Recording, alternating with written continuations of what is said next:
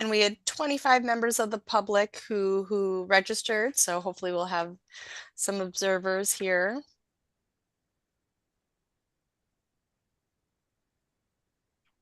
Joel, how's your spring treating you? Probably stepped away.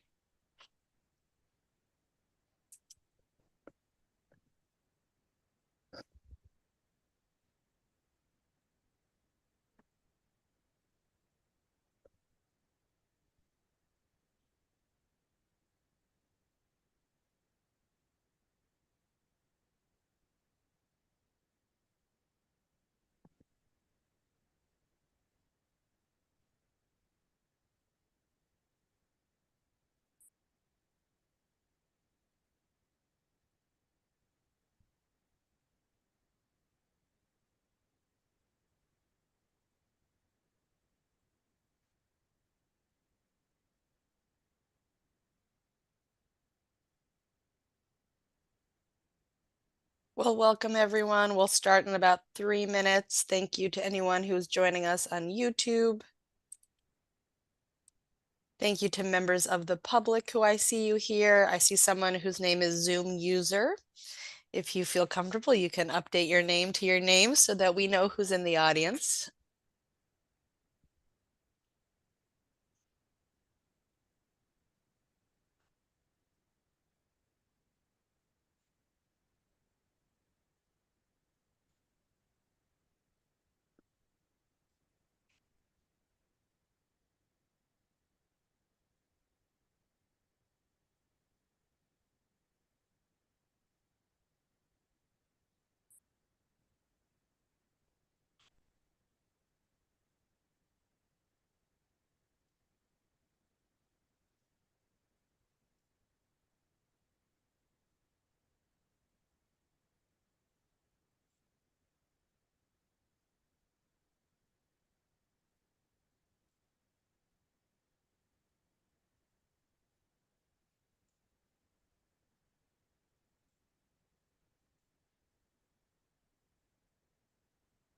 Welcome everyone.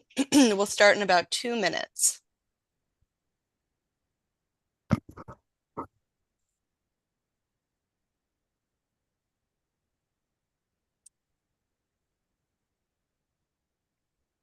Joel, you get the points for being here early. I'm scanning the room for any other RPAG members, and I think you're still the first. So I will cross you off my list here.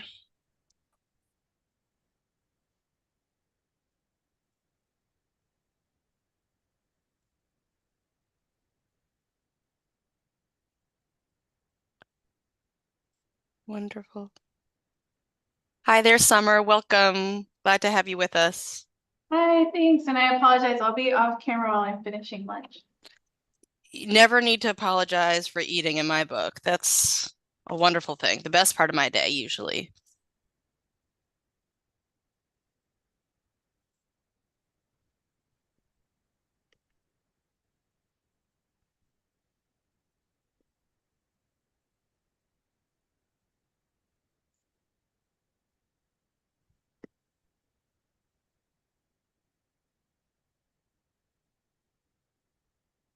Great. Stephanie, welcome.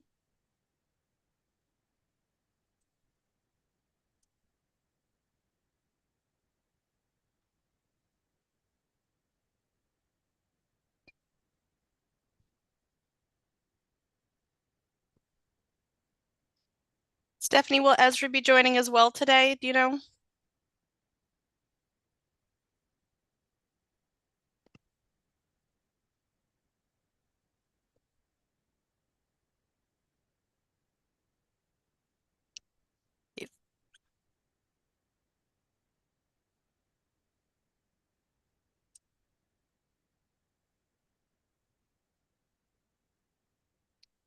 Stephanie, if you were talking, I couldn't hear you.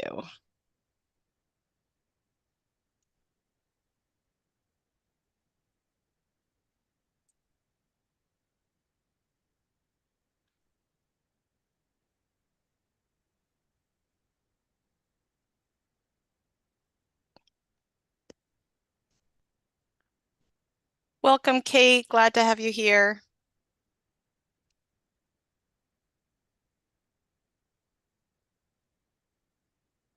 Hi there, Megan. Thanks for joining us. And Stephanie, I can see you now. Is Ezra joining as well? As far as I know, he is. Okay, great. Yeah, I'll let you know if I hear differently, though. Okay, that sounds good.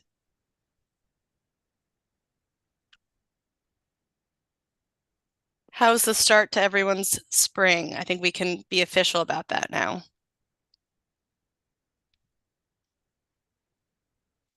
Yeah, It was awfully cold this morning, but I'm glad the sun is out now, warming things up. So I think it's going to be a nice week. yeah. It was 35 degrees this morning. It was crazy cold. Wow. Where were you that it was 35? North Seattle. Got it. Yep. It looks like there are two Stephanie Chases. I'm wondering if two people clicked the Stephanie Chase link when they were entering as a panelist. Oh, that may have been me, Sophie. I'm sorry. I'll change my name. My name's Jean Marie, last name Dreyer. I'm a new analyst with the Public Counsel Unit. I can fix. Fant Fantastic. Just change your name, and that sounds good. We're glad to have you here. All right, we'll wait another few moments to let people join. Good to see you, Joel. Hi there, Katie. Hey, Sophie. Oh, and Steph, I hear Ezra's voice. There we go. I'll bump you I'm up so I hiding can here see you on the somewhere. first screen. Yes, we were just talking about the spring weather. How's it in Boston? Has it Oh my broken God. 60 It- degrees yet? It's been so beautiful the last few Good. days. And I wish I could turn my camera around. Right outside my window is a just absolutely fully blooming pink cherry tree.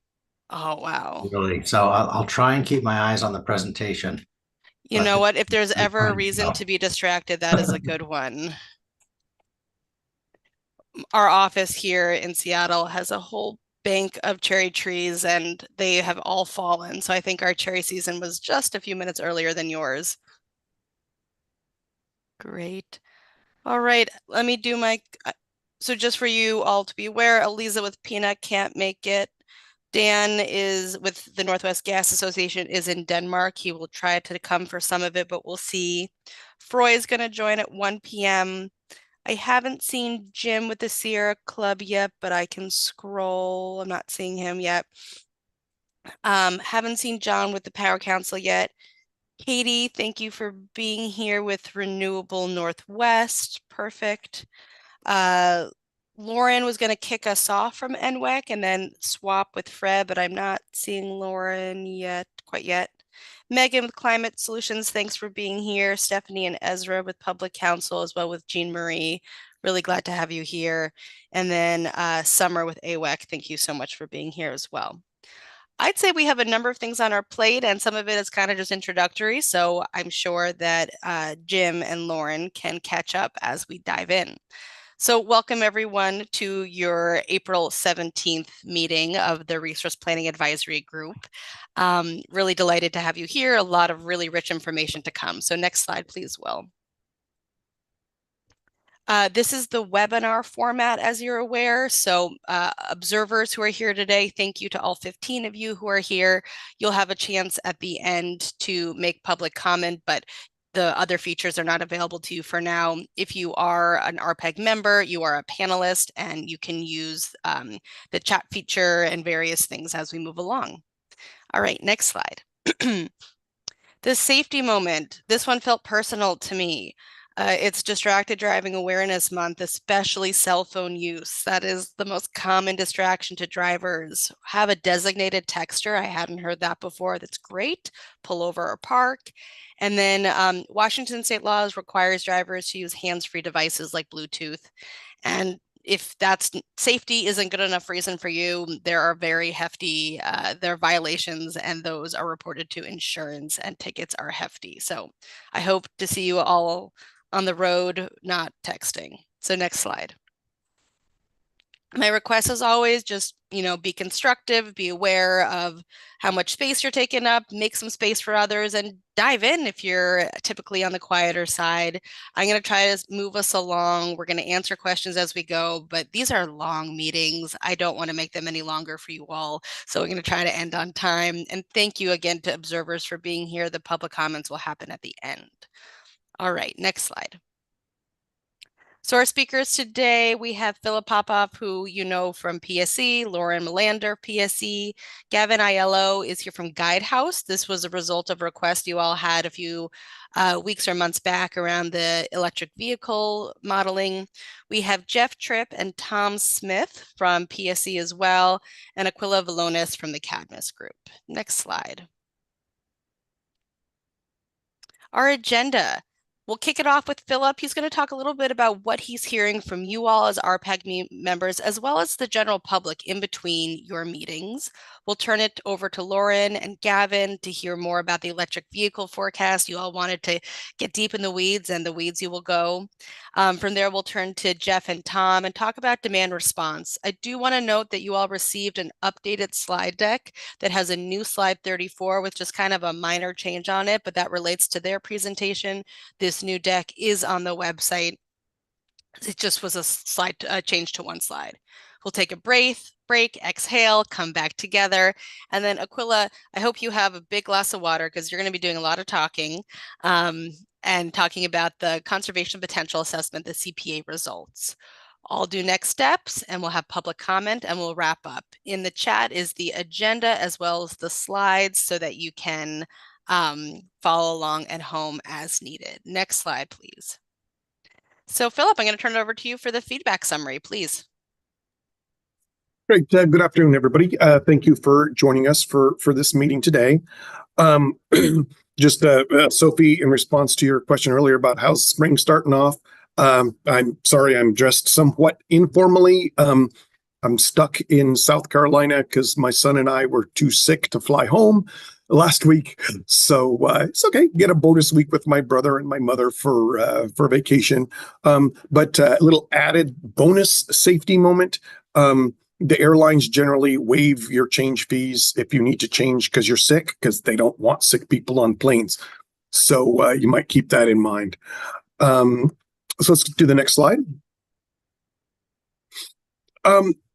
So I'll touch on the feedback here, especially about the social cost of carbon that was addressed. A number of people from the public, as well as the commission staff. That was very helpful to point out that the order, there's an order that says you really have to do it both ways. So we'll keep doing it both ways until the commission is done with us doing it both ways. And by both ways, what I mean is we will do a sensitivity where we have the social cost of carbon as a dispatch cost in the optimization analysis, and we'll do it where we treat it as an externality in the optimization analysis. So we'll do that both ways. There were several comments from the public sort of urging us or suggesting that we should actually be using the social cost of carbon, not just for planning purposes, but in actual operations. And generally at high level, that makes an enormous amount of sense. The reason why Washington State's policies don't require utilities to do that is because the Washington State has no control over the rest of the Western US. And in this big integrated market, if you create a bias against just the gas plants in Washington State, what you wind up doing is curtailing our gas plants, with some other gas plant has to ramp up in another part of the West.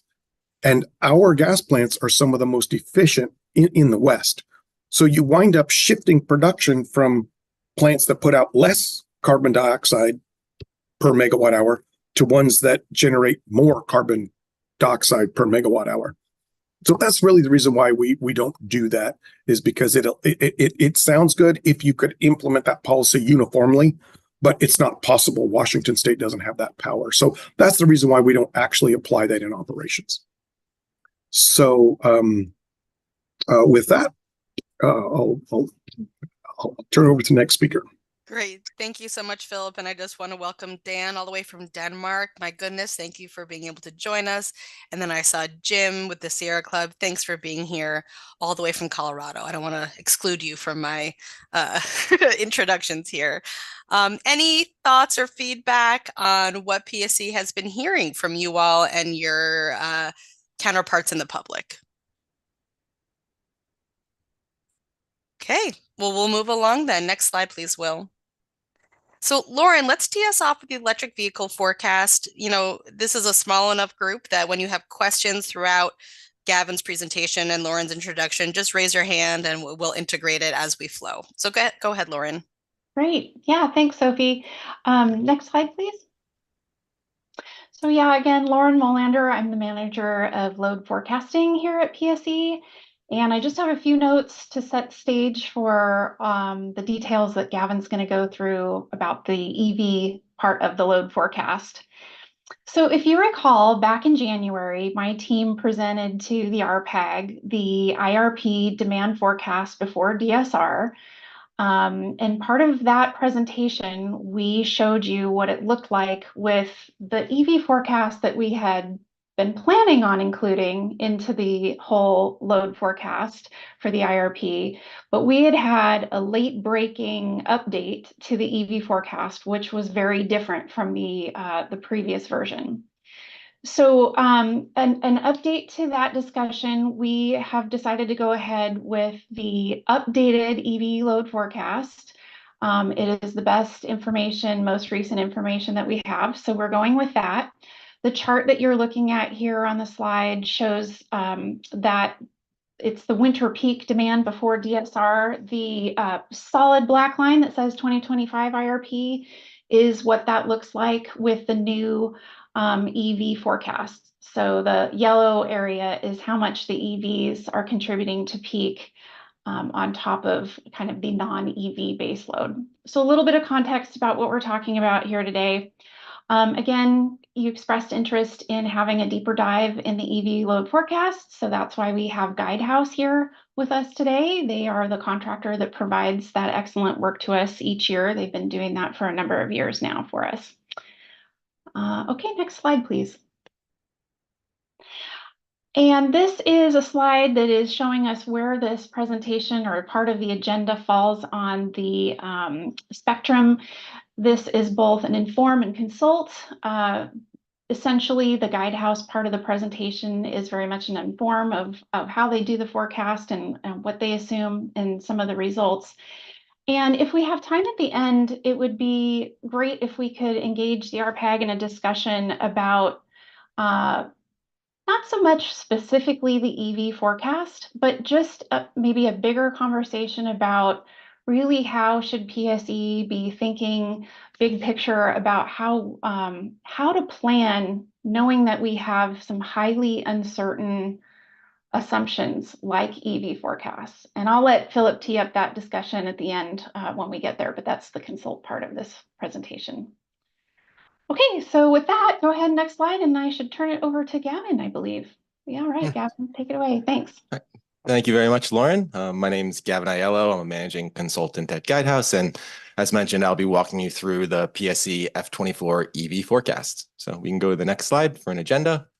We're going to go through an executive summary and some background, then move into a brief overview of methodology that went into producing this forecast. Then we'll touch on scenario analysis and then finish off with a Q&A session. All right, next slide. Executive summary, next slide. All right, so in terms of the F24 EV forecast, Guidehouse performed in a forecast of EV adoption for light, medium, and heavy-duty vehicles from 2023 through 2050 within Washington State and PSE's service territory. We also projected charging needs, so the ports associated with those vehicles, load impacts, which would be the energy requirements needed to support those vehicles, and we conducted a managed charging analysis, developing average daily weekday and weekend load shapes associated with the charging with the vehicles. And as part of the F24 EV forecast, we also developed a number of scenarios. So there were 3 adoption scenarios and 3 managed charging scenarios. The 3 adoption scenarios were designed to address the uncertainty associated with actual vehicle adoption and the energy requirements associated with that vehicle adoption. As you can see, they're the aggressive, base, and conservative scenarios on this slide. And then across all of those scenarios, we developed 3 managed charging scenarios that have varying levels of managed charging uptake in that managed charging analysis. So an unmanaged charging scenario with no managed charging uptake, business as usual, and a managed charging scenario with a maximum amount of uptake. And it's across these scenarios. So within the base scenario, there would be, an unmanaged, a business as usual, and managed charging scenario. Just to give some more context about exactly what was done for the F24 forecast. Next slide.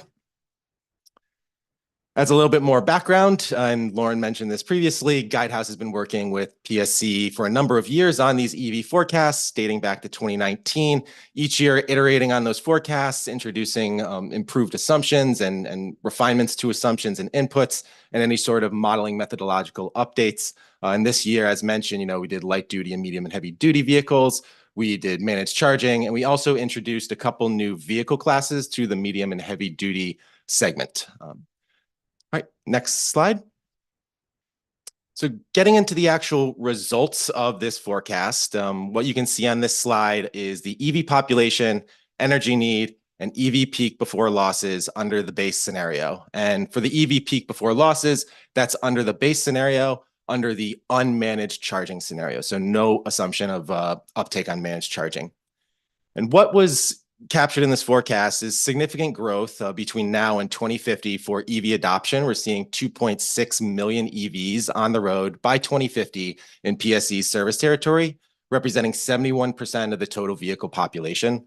As you can see, the majority of these vehicles will be light duty vehicles, but because of policies like the ACT, Advanced Clean Trucks, we should expect to see significant adoption of medium and heavy duty vehicles as well. In terms of energy need, we're forecasting 9.2 thousand gigawatt hours of energy in 2050 to support that vehicle adoption, that EV adoption. Again, majority is light duty vehicles, majority energy associated with light duty vehicles, but because of the size of medium and heavy duty vehicles, the energy requirement associated with individual vehicles, the battery efficiency, medium heavy duty vehicles do tend to make up a disproportionate amount of the energy requirement relative to the total number of vehicles. So a larger yellow bar in that energy needs chart, smaller yellow bar in the EV population. And then finishing off with the EV peak before losses, we forecasted a peak of about 1,800 megawatts associated with the EVs. This would be around 7 to 8 p.m., so in the evening, driven primarily by light-duty vehicle charging at residences and then fleet charging, medium and heavy-duty fleet charging at depots. You can move on to the next slide.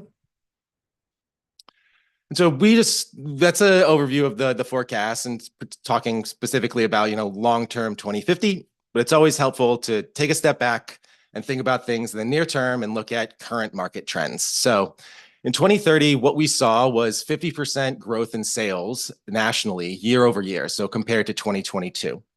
And this was driven primarily by a lot of optimism in the beginning of the year associated with vehicle adoption, which was stemming from a lot of announcements for federal and state policies, IRA, IIJA, ACT, Advanced Clean Cars, as well as announcements by OEMs indicating a transition to electrification, a commitment towards an EV future. But as the year progressed, we started to see a bit of pushback on that optimism with entities like, the United Auto Workers Union and auto retailers expressing concerns about readiness and job loss. States that classically have cited and adopted ZEV policies established by California, turning course on some of these sales mandates. And those same OEMs that have signaled an electrified future have kind of pumped the brakes on that, not necessarily reversing course, but just saying that transition may happen a little slower, delaying factories and delaying auto releases and production targets. And all of this serves essentially as a reminder that EV market is still extremely young and it still has a lot of uncertainty around it. So in the same year where we can begin by basically saying EVs are happening and they're happening now, we can also end, say, with a bit of pessimism and skepticism about EV adoption. So we can go to the next slide. So while that is the case and there's a lot of uncertainty, the reality is that there should be an expectation that electrification will be happening, particularly in a state like Washington.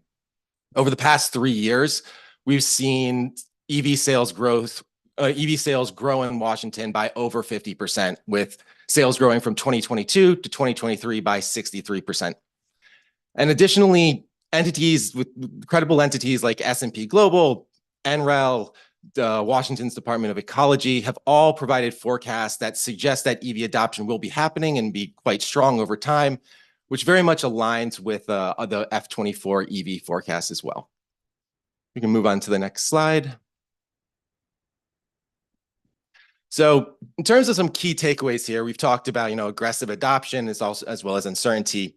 The overall story should be that there should be an expectation that there will be substantial EV growth over time. Again, as a reminder, in PSE's territory by 2050, 2.6 million vehicles, 9.2 thousand gigawatt hours of electricity. But some of the and one of the key drivers of that is policy. It's the advanced clean trucks and advanced clean cars that set very aggressive sales mandates on ICE vehicles. So very much limiting or potentially banning ICE vehicle sales, new ICE vehicle sales outright. But there's still a lot of uncertainty. So while we should expect there should be a lot of growth, the magnitude of that growth is really harder to place, particularly in those long-term years, 2050, 2045. And that's driven by things like those policies, whether or not those sales targets will indeed be hit, but additionally, other unknowns or uncertainties associated within the EV market, such as duty cycle and vehicle miles traveled by medium and heavy duty vehicles. How many will they actually be doing? As well as technological developments associated with battery efficiency. How much more efficient can batteries become over time? And all of these factors will drive EV adoption as well as that energy associated with EV adoption. And they're not entirely certain at this point. But beyond the uncertainty associated with this magnitudinal aspect of the forecast, there's also a lot of uncertainty associated with how people are charging. People are still kind of figuring that out. And so one key assumption that was made in this model that there is some uncertainty around has to do with home charging access. It has typically been assumed that most people who are electrifying their vehicles and then purchasing EVs are going to be charging at home at their residence. And the reality is that currently EVs are a luxury good and EVs are purchased by individuals who statistically fall into higher income tax brackets. And these individuals also tend to have very convenient charging setups at their home, garages attached to houses, reasonably sized driveways, infrastructure like plugs, or the opportunity to build an L2 that would make it pretty easy to charge an EV in their home. But as EVs become less of a luxury good and more of a mainstream good and more individuals adopt them, the likelihood that these individuals will have that convenient charging opportunity at home starts to decrease. You have people who don't have garages, they have carports that don't really park their cars very close to their house, and they can't really run a cable all the way from their home to that vehicle to do some L1 charging or build an L2. And as the home charging access starts to decrease over time, these individuals who can't charge at home are going to need to depend on other charging infrastructure, such as workplace and market charging, to fuel their vehicles. And the impact that'll have on the charging ecosystem is that this assumed large amount of energy from residential charging that's actually shifting to workplace and market would be charging that would be happening in the evening time and actually move into the morning or early afternoon, which are the times typically associated with market and workplace charging. So key assumption there on how people are actually charging, same amount of energy, but what time of the day and when will it actually be charging, driven by assumptions associated with how people will charge their vehicles.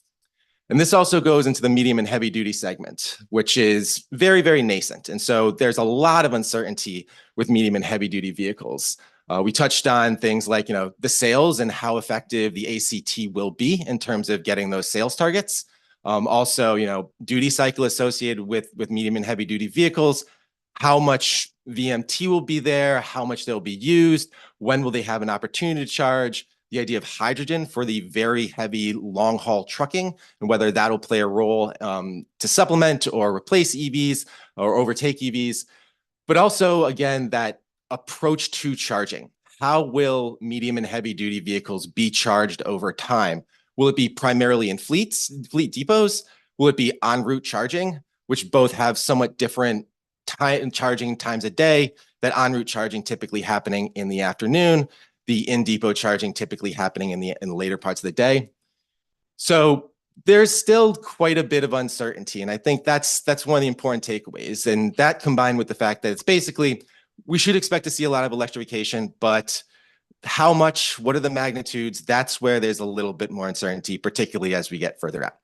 And as part of the F24 study, we modeled, as mentioned, a handful of scenarios to try and capture that uncertainty and address it and understand how, when these levers are moved up and down, what the future will look like. Great. And we'll touch on that a little bit later, but before then, we'll jump into the next section. Can we just Sophie? let's just pause for, see if there's any questions. This was a really rich executive summary. I wish I kept a tally of how many of the times the word uncertain came up, because that is the reality for sure. We have Jim with the Sierra Club. Go ahead, Jim. Yeah, thank you. Just a question about the pace of EV adoption. I think typically when there is a legal or regulatory requirement, PSE assumes that it will be met for purposes of its modeling. And so I guess I was just a little confused on sort of the discussion of like market conditions and whether ACC and ACT will in fact be, complied with.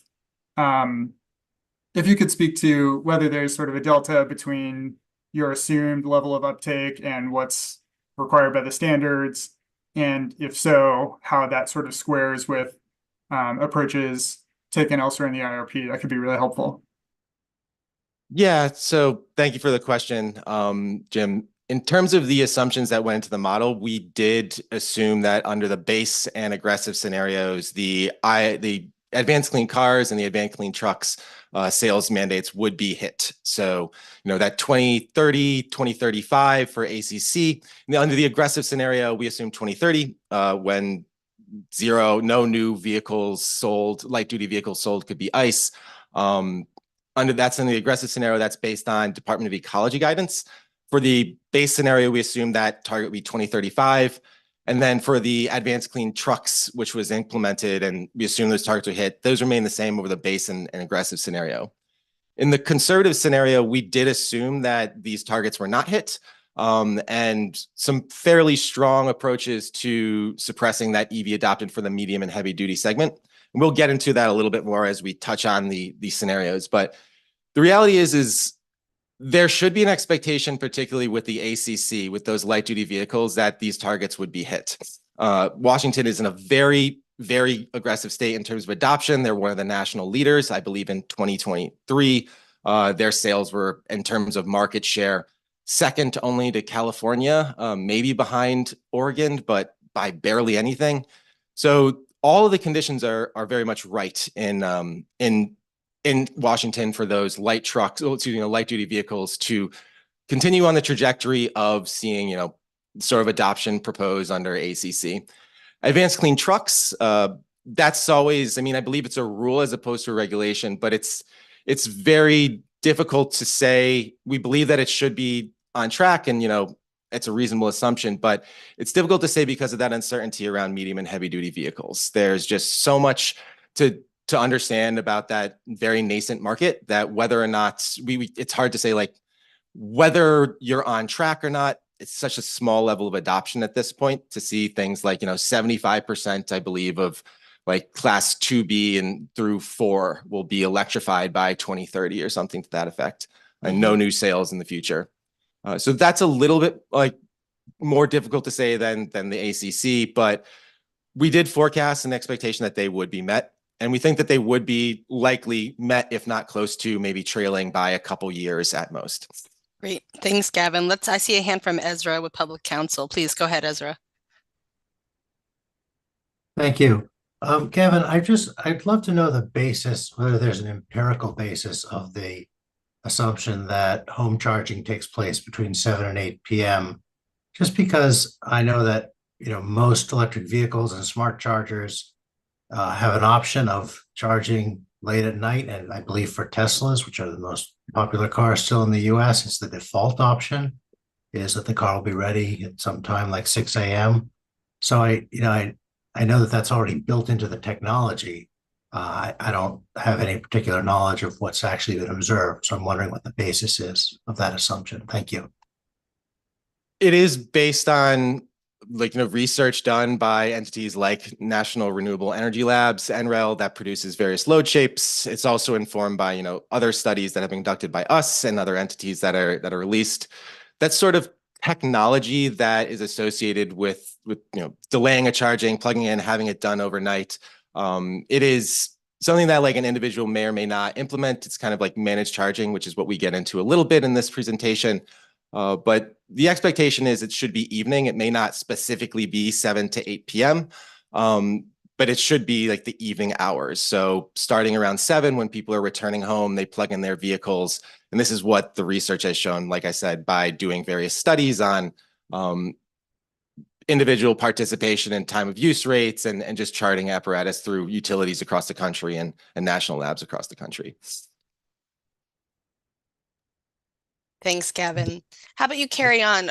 I think the goal is to wrap up your section in the next 10 minutes so there can be a full group discussion. So go ahead.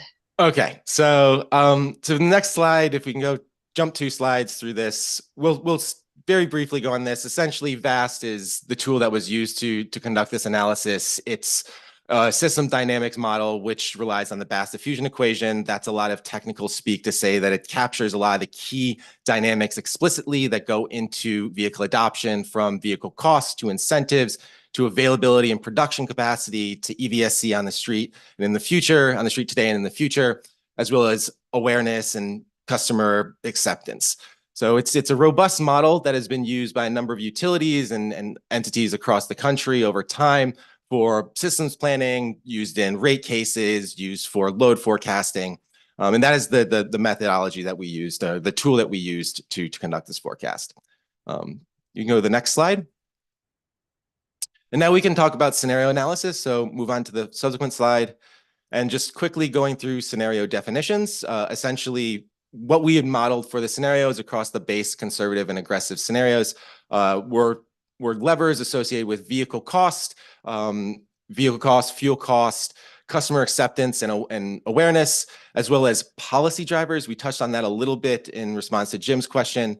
And in order to capture some of the uncertainty around that, what would like VMT's duty cycle, we adjusted the VMT across the scenarios with 30% more in the aggressive relative to the base and 30% less in the conservative relative to the base. So we can move on to the next slide. And so on this slide, we are showing the results of these forecasts from left to right. You have PEV population, energy need, and then annual EV peak before losses. And that EV peak before losses is under the unmanaged charging scenario. And what you're seeing is, for the PEV population, and we kind of discussed this earlier, the very close way we're treating those policy targets. There isn't much in the long term distinguishing the aggressive and the base case, because those policy targets are so very powerful in terms of the EV adoption. But when we reduce those policy targets and eliminate them, so we are eliminating the ACC, for medium and heavy duty vehicles, we assumed no heavy duty electrification and limited medium duty electrification for trucks, not for buses. And you can see that conservative scenario falls about 51% from the base scenario. Talking about energy, with that VMT assumption adjusted throughout the 3 scenarios, you can see the impact there. So for the aggressive scenario being 39% more energy required than the base scenario, despite the fact that it's still very tight in terms of vehicle population, that 30% VMT makes up a huge difference. And then likewise with the conservative scenario, 76% less than the base scenario, a combination of that VMT assumption as well as the lower PEV population. And then finishing off with the EV peak before losses, following very similarly with the energy, about 40% growth over the base scenario for the aggressive scenario and 75% lower peak under the conservative scenario compared to the base scenario. Great. Thanks, Gavin. I see a hand from Joel with the UTC. Yeah, thanks, Sophie. And thanks, Gavin, for this presentation. This is really helpful and interesting. My question is about the VMT assumption for, well, I guess the way you're varying it between these different scenarios. I'm wondering if there's any data out there suggesting that when EV adoption is higher, people tend to drive more miles in their personal vehicles, or if there's anything looking kind of at that connection. I realize that in this case, adding more vehicle miles traveled makes sense kind of when you're looking at worst case scenario, EVs on the grid, lots of miles driven for energy and peak concerns. But I'm wondering if that's what we're seeing as more and more EVs are adopted, that when people buy EVs, they tend to drive them further or tend to drive them not as far, or if it's about the same. Anyway, if you've seen anything around that, I'd be interested to know. Yeah, there's been fairly limited studies in terms of how that actually, like, the more EVs get adopted, the more EVs are being driven.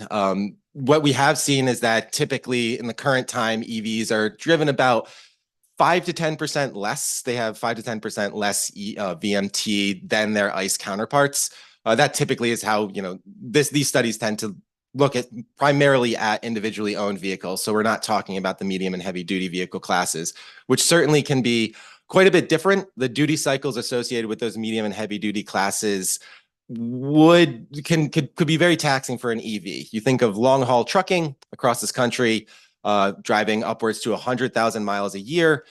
How does a electrified long haul truck support that with the current state of the technology?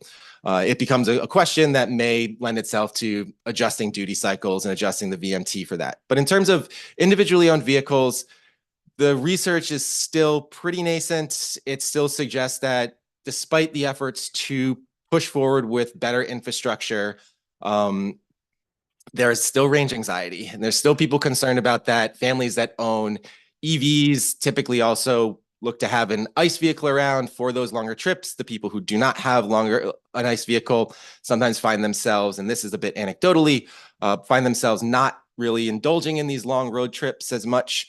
But the reality is like, to answer your question, there isn't a lot of definitive research that says the more it gets adopted, the more it's going to normalize to ICE. But there is still a lot of concerns about range, and particularly with the medium and heavy duty vehicle segments, there could be a lot of upheaval with how those vehicles are used to adjust for the restrictions around vehicle electrification.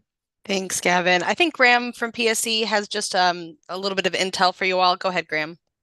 Yeah, I was going to say, within our PSE Up and Go electric charging program, that was one of the things we were evaluating was, as people get access to level 2 charging, does it increase or change? Do they start to charge more or drive more? So not necessarily when they got the EV, but what we found was that at least customers reported no significant increase in their driving of their EV from before they got the charging than after. That said, we did notice when we managed customer load, they did increase their driving. Thanks for that insight, Graham. If there's anything written down that you could paste as a link, please go ahead and do that. And let's turn back to Gavin. Yeah, carry on, Gavin. All right, next slide. So this is taking a little closer look at how EVs are charging over the course of the day. So what we see on the left is basically over 2030, 2040, and 2050, the conservative, aggressive, and base scenarios, and the stacked load shapes of all the various charging use cases. And you can see some of the things that we were talking about, the large block, that orange block of workplace charging happening, growing over time and happening in like the earlier parts of the day, representing that increased need for workplace charging. One of the things that we did introduce is this corridor charging, which represents the en route charging associated with long haul trucks. And that is something that you can see the blue piece in that load shape. It's going to be a large, substantial piece of EV charging. And when we look at the chart on the right, which is the average EV load before losses between 5 and 8 p.m., so the PSE evening peak, you can see key contributor is single unit dwellings, but the corridor charging will also be a large portion of that, just by virtue of how much energy will be needed to support long haul trucking. And then, next up would be market charging. So we can move, and just to, again, for this 5 to 8 period peak associated to the load between 5 and 8, the average load between 5 and 8, it follows a very similar trajectory as the peak loads, where, across the aggressive scenario, it's about 40% higher, 39% higher than the base. And then the conservative scenario is about 76% lower than the base. So we can go on to the next slide. So this is taking a little closer look at how EVs are charging over the course of the day. So what we see on the left is basically over 2030, 2040, and 2050, the conservative, aggressive, and base scenarios. And you can see the load between 5 and 8, the average load between 5 and 8, it's follows a very similar trajectory as the peak loads, where, across the aggressive scenario, it's about 30% higher, 39% higher than the base. So we can go on to the next slide. And this is a look into similar things, but this is now under the managed charging scenarios. So this is looking at the base scenario, base adoption scenario under the three different types of managed charging, three managed charging uptakes that we had discussed earlier. And what you can see again on the left, the daily load shapes. Under unmanaged, it's kind of got that same shape that we just saw. But for the business as usual and the managed charging scenarios where there is gradually increased uptake on managed charging, you can see that chunk of energy being removed from that evening peak, particularly associated with the single unit dwelling charging. And you can see that the peak shifts actually from under the unmanaged scenario over time. It's about 7 to 8 p.m. But for the business as usual in the managed charging case, it moves to about 8 to 9 p.m. So just outside of that peak window of 5 to 8. And then in terms of energy that we've identified that can actually be shifted for that 5 to 8 period, we're seeing, approximately a 25% decrease from the unmanaged to the managed. And this is looking at the chart on the right. So that's 1,700 number down to that approximately 1,300 number, 1,700 megawatts of peak or load between 5 and 8 for under the unmanaged. And then it drops down to, in a managed scenario, 1,300. And that's a 25% decrease. So we can go into the next slide. And this is touching on what Lauren was mentioning earlier, just a comparison of F23 versus F24 and showing this substantial decrease in the energy projected in F23, 41% decline from F23 to 24 in 2050, and an associated decrease in the load from F23 to F24. So a 56% decrease. And this was driven in a large part by medium and heavy duty vehicles, first through assumptions associated with vehicle miles traveled, where we've refined those assumptions, aligned them with most recent research, and organized them based or provide incorporated feedback we receive from interviews with fleet owners and fleet operators. And I mentioned the introduction of a new vehicle class or two new vehicle classes. We essentially disaggregated the semi-truck vehicle class into a long haul and short haul. Previously, they were captured all under the single semi-truck class that allows us to be a bit better and more accurate with exactly how those vehicles are behaving. So if you were to envision like a long haul truck, that's going to, again, require a lot of energy. That's going to be traveling cross country. A short haul truck would be more regional and local delivery of goods. They're going to have substantially lower vehicle miles traveled than a long haul truck. So by disaggregating them, we can be a bit more precise with how many VMT they're going to have, what is the sort of efficiency associated with those vehicles. And that's another reason for this decrease in energy requirement. And we can move to the next slide. And so again, magnitudinal, those are some explanations, but also the assumptions that we've baked in associated with how people are charging also drives that difference with that peak. So we saw in the previous slide under F23, the EV peak before losses was 4.1 gigawatts, 4.1 thousand gigawatts, 4.1 gigawatts, 41,100 megawatts. So 4.1 gigawatts. And in the F24, it's 1.8 gigawatts. And besides what we were just talking about with the amount of energy being from VNTs and those long haul trucks, resulting in a decrease in between the two studies, these assumptions on shifting energy from the evening period from SUD to workplace and market into more of the early morning afternoon period will reduce that peak, as well as you can see this large spike from fleet heavy duty. And that again goes into this disaggregation that we've done with the semi-truck into the long haul and the short haul classes. Having lumped them all together on the semi-truck, we assume that most of that charging would be occurring at the depot, charging that occurs in the evening and in the evening hours. And so we have a very large spike for fleet HDs.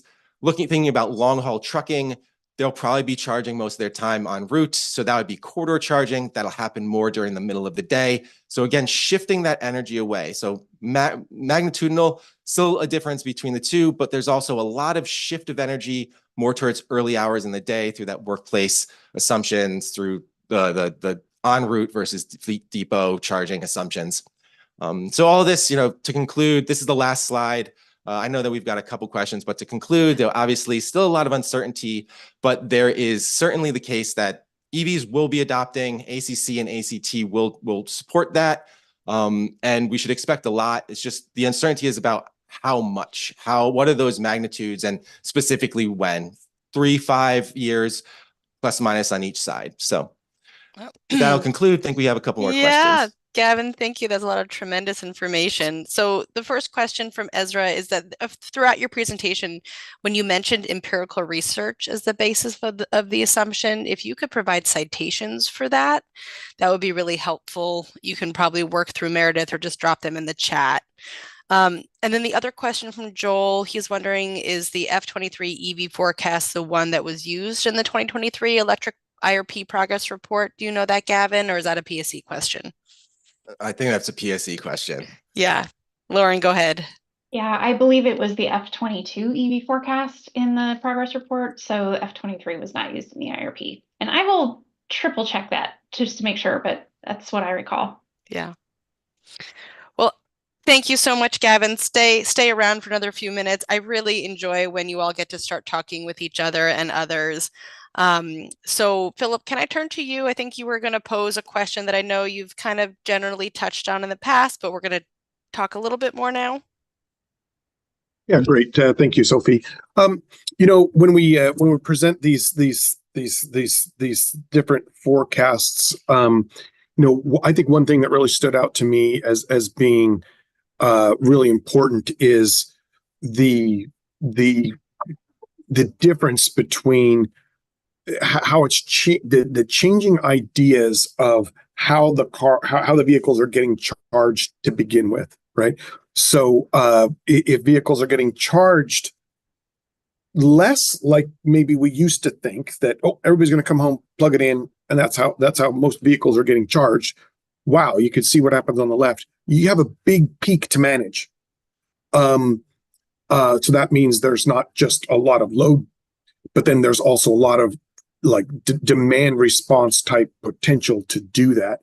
What you see on the right, it's like, oh, well, the natural way people are charging the cars, it gets the desired outcome, right? I mean, it significantly reduces the peak. It cuts it almost in half, right? But it's because of how the vehicles are being charged. I mean, I'm sure there's because these are both unmanaged, right? So yeah, just that the very underlying nature of what's going to be doable, what's going to be feasible, how it's going to work. I think the moral of the story is whether it happens just organically because of the way the vehicles get charged, or if we have to intervene, there's an opportunity to reduce those peaks. Now in the IRP, we'll deal with the details. Right, we have our own analysis of what those charging management might look like. When it comes to the question of, are we going to have a base level, vehicles? Are we going to have high level vehicles, or are we going to have low level penetration of electric vehicles? One of the reasons why we felt it was important to ask the question on the low side is because there's really a couple, and I think of it maybe the more straightforward one is because people might be purchasing more used cars than new ones, right? There's ways around these standards. And if people want to continue to buy new-ish cars, there's going to be a way around it. I kind of really like electric cars. I don't know why you would go around it. But that's not, we're not building this plan around what I like to do. So it's wanting to be conscious that the government policies don't always wind up with the results that they expect, right? Sometimes actual results may vary with policy work, right? In fact, it usually happens. So just wanting to keep an eye towards, it's possible that we would be planning for a particular level of EV penetration, but that penetration might not occur. And just wanting to be conscious and demonstrate that we're aware of that uncertainty. And then on the other side, it's like, well, in the past, in fact, not even the terribly recent past, utilities as a whole have been criticized frequently for overstating the load forecast, right? Oh, you keep overstating your load because you just want to build infrastructure, right? And we actually don't. We're not just pulling your leg that we just want to build build rate base. In fact, there's a lot, right? We have to build a lot. And that's kind of the question here is, I think it kind of comes down to, what makes the most sense really to plan? It's like, if you could have the high EV penetration, but you don't plan for it, then when you get it, I'm not going to say you can't do it, but you're going to have reliability problems trying to do it. On the other hand, if you plan for the high level, and then you either get the medium level or even the low level, you're going to have some intermediate term. You'll be a little bit intermediate term. You'll be surplus on electric infrastructure, right? So it's kind of trying to balance those two things, right? Just in general, it's like, should we be erring on the side of planning high so that if the load shows up, we can meet it, but it might not show up. Yeah. Because if we plan for the middle and it shows up, there's going to be a problem serving it. Yeah. So that was kind of the question that I was looking at. So thanks, Philip, for laying that out. I want to acknowledge that Fred with NWEC has joined since we last checked in, Froy with Western Washington University, and John Ollis with the Power Council. So with all the RPAG members here, how would you like PSE to think about navigating the uncertainty? Aim high, aim low? Can you expand upon that? RPAG members, please. Fred, please. Yeah, hi, everybody. I had another meeting, so I was a little late. Tom Ekman, who some of you know, was at the Northwest Power Council for a long time, said, you don't want to be short, for sure, and you don't want to be real long. So you always want to be a little bit long. And especially looking at the uncertainty about the pace of EV load growth, I think that's the right perspective. We can actually build new generation resources a lot faster than used to be the case. It takes 3 to 5 years to build a gas plant, solar, wind, etc. It took, a lot longer to build coal and nuclear and so forth. And then the issue then is going to be about transmission access. Some of these resources can be built close to load. Some can be, a lot more affordable when they're out there over in the east side in particular. But I think the issue really is what we're really focusing on here is the demand response, the demand flexibility aspect. And to me, the big challenge there, you won't find a bigger proponent for DR than me. But I also think you won't find a bigger kind of recognition of the challenge that actually faces, especially when it comes to vehicles. People want to drive their cars the way they like to drive them. They don't want to be have to have a lot of fuss around the fuel costs or availability, certainly with gasoline, but definitely now with EVs. There are lots of deployment issues for people who live in places where it's very difficult to do charging. I will not name names, but some of my neighbors put extension cords over tree limbs so they can charge their vehicles in my neighborhood. That probably is not a sustainable model, but there are lots of issues, obviously, for people who live in multifamily dwellings, et cetera. I mean, it is a much more heterogeneous environment than you drive your car to the gas station. So there's all these challenges about the use and the cost are there, and just the whole issue of how to relate to customer needs and interests and different views is going to be a big challenge. There has been a lot of groundwork around the country. Really appreciate having organizations like Guidehouse to come in and bring that kind of perspective. But what I really think is I think Puget has a real opportunity, as I think Portland General Electric, my own utility, has done, to really seize this challenge and deal with the customer desire, motivation, including the customer motivation. And a lot of customers want to help the utility succeed on clean energy goals, and everybody wants reliability. I mean, we learned a lesson back in January, in my view. We've really got to focus on that. And Philip, like you just said, We cannot let EV charging become a reliability challenge. So my plea here is I think that the real focus here is knowing that there's going to be a big lift on this over time. It's really important to get up front to get the utility customer relationship in a really good place. There's a lot of learning on both sides that has to happen. So that's my perspective on it. It's not just about the numbers, it's about the readiness. Nice. Thank you, Fred, for your comments about readiness and being a little bit long. Who else from RPAG would like to add to the discussion? Could I just respond real quick to Fred? You know, Fred, I'm not sure I agree that it would be that easy for us to build gas plants in our service territory in 3 to 5 years.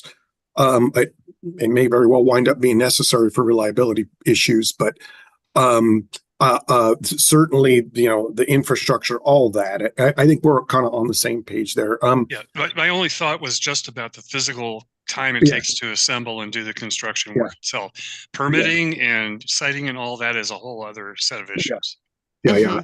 And then the other thing is totally agree 100% with what you're saying about managing that relationship with customers and all that. It's actually one of the things we're really excited about moving forward into an ISP world where we kind of start putting that customer strategy planning first, and then how do we wrap the plan around the customer strategy? And we will be talking about some of that a little bit later with the vehicle to not just vehicle to grid, but vehicle to everything. So the thing that we're looking into. So thank you. Good. Let's hear from one more RPAG member. Thoughts on Philip's question? Okay.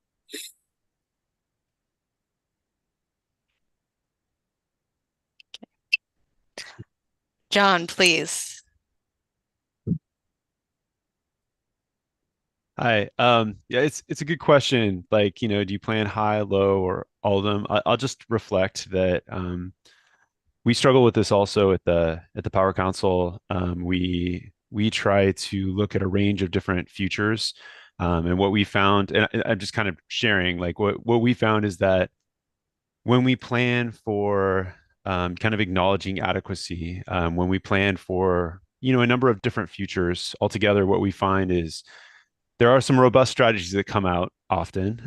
Sometimes there's more of a challenge, like we're in a challenging time for robust strategies. It kind of really depends on the scenario you're in. But I would say for this, like my thought is, yeah, plan for, like, I would use, I mean, I know there's a limitation probably on the number that you can run, but I think it probably is worth running a good spread and seeing if the same resource shows up in all the different strategies. Likely one of the resources, say demand response, would be affected by this. I could see, right, depending on, you know, what you think is going to happen. But it might tell you how to hedge. I don't know. My tendency would be, this is one of those things that is a big enough deal because it affects peak load that you might want to spend extra scenarios on it to learn about the robust strategy. So sorry, I would probably err in this particular case towards more scenarios is worth running. I will say, just I feel your pain because I think we're going to do the same thing. So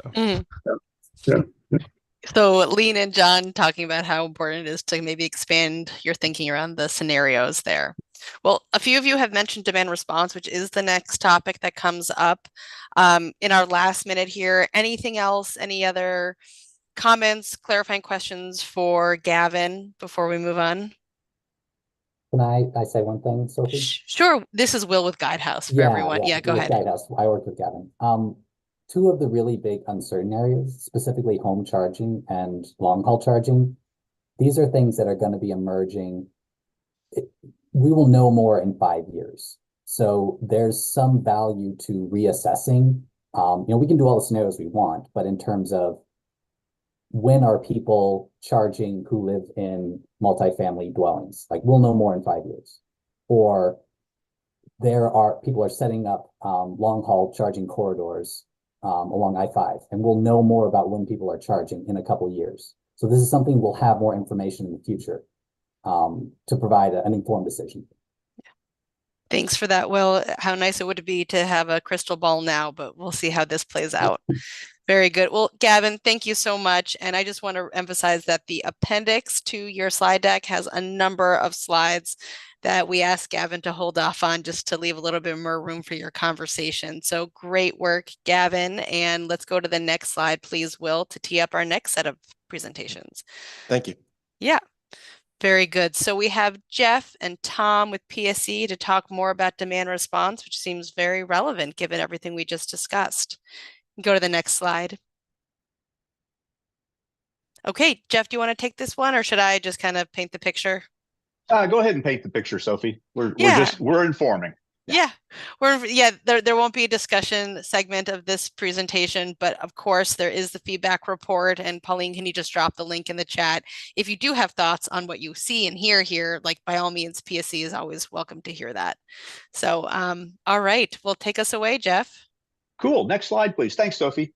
So I wanted to give an overview of how we got to where we are in the demand response space at PSE. And then I'm going to turn it over to Tom, who actually helped create and is running the programs.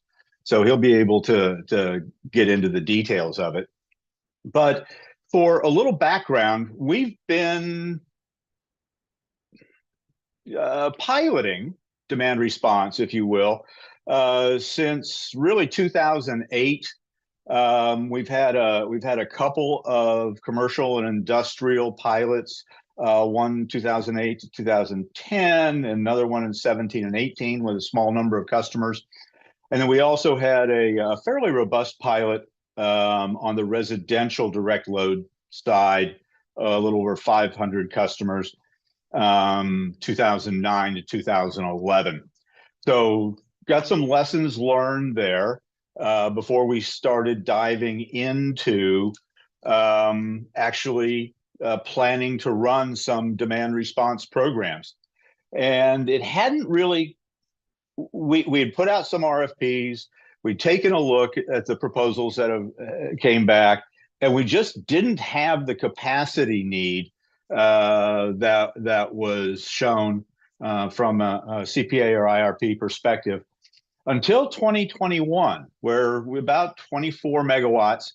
Looked like we were going to be short by 2025. So we went ahead and filed our first clean energy implementation plan later that year for about 24 megawatts, 23.7 megawatts, and then went to the street the next, winter, February, to get some bids for 24 megawatts for 2025. And at the same time, while we were doing that, in Q4 of 21, we went to bid for a virtual power plant to give us the infrastructure that we would need to dispatch these demand response events, as well as manage other distributed energy resources that we needed to bring on board. So after we got the RFP issued for, hey, we need 24 megawatts by 2025, in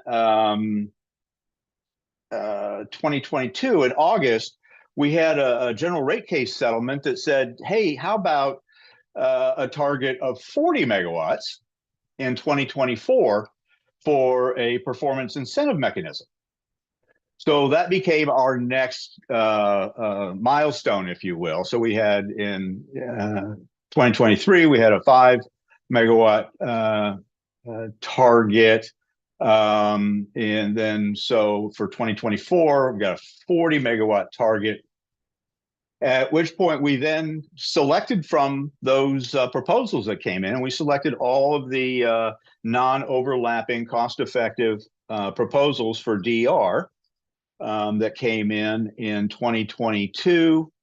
And we went to contract with those in 2023 and started running programs with that. As we were piloting and standing up that virtual power plant, we started full implementation of that virtual power plant in September of last year. And just after that, while we were still looking at our 40 megawatt target by 2024, we refiled our updated CEIP with a target of 86 megawatts by 2025. So we have just gone through our first season, our first winter season of demand response programs. And I'm going to let Tom tell you about that. Next slide, please. Cool. Thanks, Jeff. Hey, everybody. My name is Tom Smith. I'm a supervisor for the demand response portfolio at Puget Sun Energy. It's a pleasure to be here. We're going to start by talking about our demand response program rollout timelines. Then we're going to go into what those programs actually look like, give you a little snapshot of what activity looks like during a demand response between thermostats and business demand response. And we're going to talk about a little bit of our plans and participating partners. So first off, as Jeff was alluding to, it was a little bit at once and then everything at once. So between 2021 and 2022, a lot of contracting, spooling up the virtual power plant. And then all of a sudden, starting in the second half of the year, we started launching and running programs. So back in August, we had our first opt-out behavioral demand response program, which we call Flex Events. A little bit later, a few weeks later, we started our Flex Smart Thermostat program. We also started in November our opt-in incentivized behavioral demand response. In that same time frame, we brought up business demand response. Most recently, we got our electric vehicle charging and telematics program up and running called Flex EV. And then in the near future, we're going to be looking at spooling up a residential demand response program for water heaters. Next slide, please. Cool. So what Flex programs are there? So we break out our programs between automated demand response, behavioral demand response, and then business demand response, which is a combination of both of those two things that I just mentioned. So we'll start with automated demand response, or Flex Smart and Flex EV, which accounts for things like thermostats, line voltage connected thermostats, so the Misas and Sonopes of the world, EV telematics, and EV chargers. So we add between 12 and 16,000 customers a year right now based off of our current curtailment targets. And we're exceeding our goal from last year right now, and we're on track for our 2024 goal. But really, it is a series of programs that work with smart connected devices. So the reason we use the word automated is because we send a demand response signal from our virtual power plant, and all the various OEMs that are partnered with us do automatic small slight adjustments to the thermostat. Going on from there, we have Flex Rewards and Flex Events. Flex Rewards is that incentivized opt-in behavioral demand response program that I was mentioning earlier. We have roughly the same enrollment targets, but instead of sending signals to devices, we send emails or text messages to customers based off of their preferences and say, hey, during this time, there's going to be a demand response event. Could you please reduce your usage? Make sure you turn off your lights when you leave a room. Maybe change the temperature of your thermostat for a couple of hours. Maybe run your dishwasher at a different time. Standard behavioral messaging that I think at this point we're fairly familiar with, so it doesn't feel like a huge extra lift in order to do those things. The other side of the coin for behavioral demand response is our Flex Events, our opt-out behavioral demand response program. The number of customers that participate in this program varies depending on the type of season. So in the winter, we have roughly 245, 250,000 customers in this program. In the summer, a little above 500,000 customers. So what we do there is we scan our customer base for high users, and we auto-enroll them into this program if they aren't already participating in one of the other demand response programs. We have a pretty healthy mix of different customer segments to make sure everybody has equal representation, and we also make sure that we're supporting our named community customers and deepest need customers, because we want to make sure we make good on our no customer left behind mission. Effectively, the same thing happens with the other programs. The only difference is instead of devices automatically changing based off of a signal or people getting a text message, these Flex Event customers get something called an IVR, interactive voice recording. It's a phone call. and an email. They can also sign up for text messages if they prefer that. It's all customer choice. So whatever they want to do to participate and learn about their participation, we try to enable that the best we can. Finally, for business demand response, this is an interesting one because I said it's a combination of all of these things. It's really facility and partner dependent, right? So some facilities can have controls for things like HVAC that can receive automation signals and increase or reduce their usage depending on what we're trying to accomplish. Others, it depends on the facility and creating customized curtailment plans on a case-by-case basis, depending on what type of things they have in the facility, what their usage rates are, what their operational hours are, all that fun stuff. So we combine all the other three into this one to make a compelling and effective business DR program. Thanks, Tom. I see a hand from Joel. Hey, Joel. Hi, Tom. Thanks. Yeah, I had a couple questions actually. The first is about the flex events, because it sounds like kind of the difference between flex rewards and flex events is the compensation scheme, basically, right? Like one you're asking to do it, and you're paying them something to do it, pretty much. So I'm wondering if there's, with the notifications that go out to flex event customers who are kind of opted in automatically to this based on their usage and maybe the potential for them to reduce load during peak times. With that notification, is there, an invitation to these other demand response programs that might be, they might have compensation associated with them? Yeah, absolutely.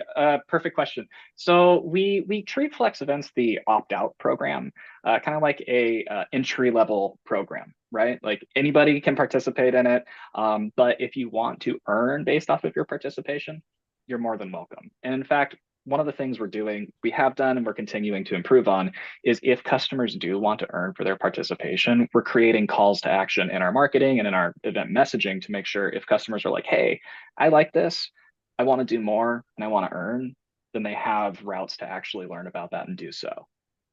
Does that answer your question? Yeah, I guess I think the answer is yes. It sounds like you're doing outreach to customers, including those in Flex Event. Yeah. The Flex Event pool to route them towards the other programs as well. Definitely. Okay. And the second question I had was just a clarification, because the Flex Event one is the only one that has this minimum 30% designation for named communities, but I just wanted to be clear about PSE's understanding that requirement that came from the final order in the 2021 CEIP docket that applies to all the tranches of DERs, including all DR programs, not just the Flex Event program, right? Yeah, we're on the same page. I'll make the clarification or add the caveat that the reason we have this designation in the Flex Events vertical here is because we were able to build that into the program design because of the fact that it's an opt-out program, right? So it's an auto-enroll situation. So we're able to use our customer data to say, hey, we want to meet this requirement and exceed it if we can. So we kind of work with our vendor to make sure we can achieve that metric. And we are working with our marketing and our vendors for the other demand response programs to make sure that we can also reach that metric, if not exceed it. But because all the other programs are opt-in, we have to take a different tactic in order to meet that. Okay, got it. Thanks. And I mean there were sort of two separate questions, but I think they're also connected because the 30% minimum designation was not number of customers, it was a energy benefits delivered to customers, right? So the benefits that they see from an opt-out incentivized program might be different than one of the other compensated programs. Absolutely. Yeah, that's a great point. Yeah. So it sounds like I think you all are on the same page, but thank you, Joel, for those clarifications that helped me understand a little bit more. I did actually want to take this opportunity to see if there were any questions. Tom and Jeff went through the what of what is available. So any other questions before we let Tom continue the conversation about virtual power plant? Lauren, please. And welcome, Lauren. It's great to see you. Thanks, Sophie. Hi, everybody. Lauren McCloy from Northwest Energy Coalition. I was curious if you're going to talk at all about the performance of these programs or any kind of initial findings from, all of these are like relatively new. What learnings do we have, if any, and how will that inform this next IRP? Lauren, I have great news for you. The next slide is about that. Perfect. Thank you. You bet. There it is. Okay, cool. Thank you. So yeah, we ran some events this past winter season. So our demand response seasons, we have two. It's winter season, which runs from November 1st to March 31st. And then we have summer, which runs from May 1st to September 30th. So what you're seeing here, this is all for our first winter season, which technically starts in November, but we didn't see the need for actual like demand response events to be called until close to the end of December. So that's why you don't see any events in November. Now, we had a target of 5 megawatts last year, and you can see on 12/22, we did a little over 24, which is pretty cool. Not only were we exceeding our enrollment targets, but we also overshot our forecast by a little bit. One of the kind of fun things about doing a winter demand response program is there aren't a terribly high number of existing use cases for system-wide winter demand response. So we used the best information we could for forecasting in conjunction with our vendors and squaring our AMI data to make sure that our baselines are accurate. But you can see that over time, our forecast gets a lot more accurate.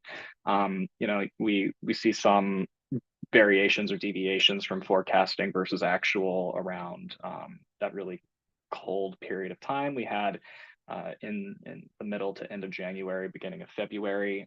But I think one of the major takeaways is as we call more events and get a better idea for what our actual response to DR events looks like, it'll be easier for us to really nail down our forecasting. Now, talking about events, most of the time we always called things like our smart thermostat program, Flex Smart, Flex Events, our opt-out program, Flex Rewards, our opt-in BDR program. And then every once in a while, we would call our business demand response program, depending on the time of day. It doesn't always make sense to call a business demand response event because sometimes the facilities just aren't operating during that time or don't really have a peak usage during that time to curtail in a significant way, so we don't call it. That just provides a better customer experience for our business partners, and that way they actually maximize their earning potential for participating in demand response events. But what we're seeing here is good news. And Lauren, in the next slides, I have some specific examples of this is what a thermostat does during a demand response event, and this is what a business partner does during a demand response event. So we'll get there. Anyway, the good news is we're on track. You can see here that on the aggregate, we're trending upwards in regards to how we can lock down our performance for the 2024 40 megawatt target. And we're really excited about that. But I will say we do have quite a ways to go from here to our 2025 CEIP targets. And we think we're doing the right thing to get there. So if we can go to the next slide, I can show you exactly what I'm talking about, Lauren. This is just a snapshot. Right, you'll see things like actual load shed per meter down there that says 0.82. Not all OEMs are made the same. So some Nest thermostats will show a customer achieving upwards of 3 kW. Other customers with a very specific settings on their thermostat, they don't actually contribute much on the average, but sometimes can have high jumps in their curtailment. It really just depends on OEM per OEM basis. For example, thermostats like Sonope, you can have a wide number of settings where the thermostat reacts based off of a demand response event where, a customer could say, I want my offset to be 12 degrees, which is a lot, or I want my offset to be 2 degrees, which is not a lot. So when we talk about actual load shed per meter on average, it can vary quite wildly by OEM. However, this is a good example of what you could see for someone like an Ecobee. So what we do here is we measure the baseline load and the actual load to get an idea of what the load shed was. And in that, we apply a day of adjustment to make sure that, it's taking account for historical baselines versus variabilities based on weather, prior events called, participation in the past, all that fun stuff. And that's how we kind of get our results for thermostat by thermostat basis. I think I saw that we were going to pause after this slide for another question. Reading and presenting at the same time. That was good multitasking. Question from an RPAG member, is PSE seeing any difference in opt-out rates for different program types or appliance types? How is this early data informing PSE's IRP assumptions? Tom, can you speak to that? Yeah, go ahead. I can. I don't want to get too excited about this because the initial results are really good. Our opt-out numbers are really low, surprisingly low for what our vendors think. On average, an opt-out rate per event is about 1%, just based off of, and I'll say it's about 1%. That's based off of historical usage, right? So OEMs don't report to us, original equipment manufacturers, Nest, Ecobee, people like that, don't report to us when a customer goes to the thermostat and changes their setting, which is technically an opt-out during a demand response event. But what we can see is, oh, hey, we expected this meter to shed load and it didn't. That's an opt-out, right? They didn't participate in it when we expected them to. Very small opt-out numbers.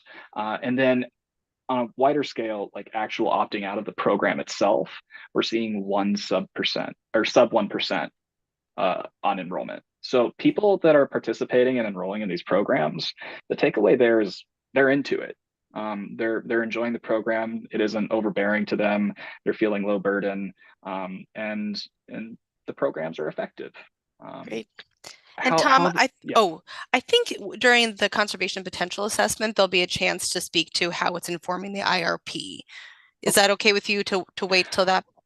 That's fine. I will say, just high level, because the opt-out / unenrollment figures are so low right now, it might be difficult to apply that sub 1% number to IRP forecasting or assumptions. But the short answer is yes.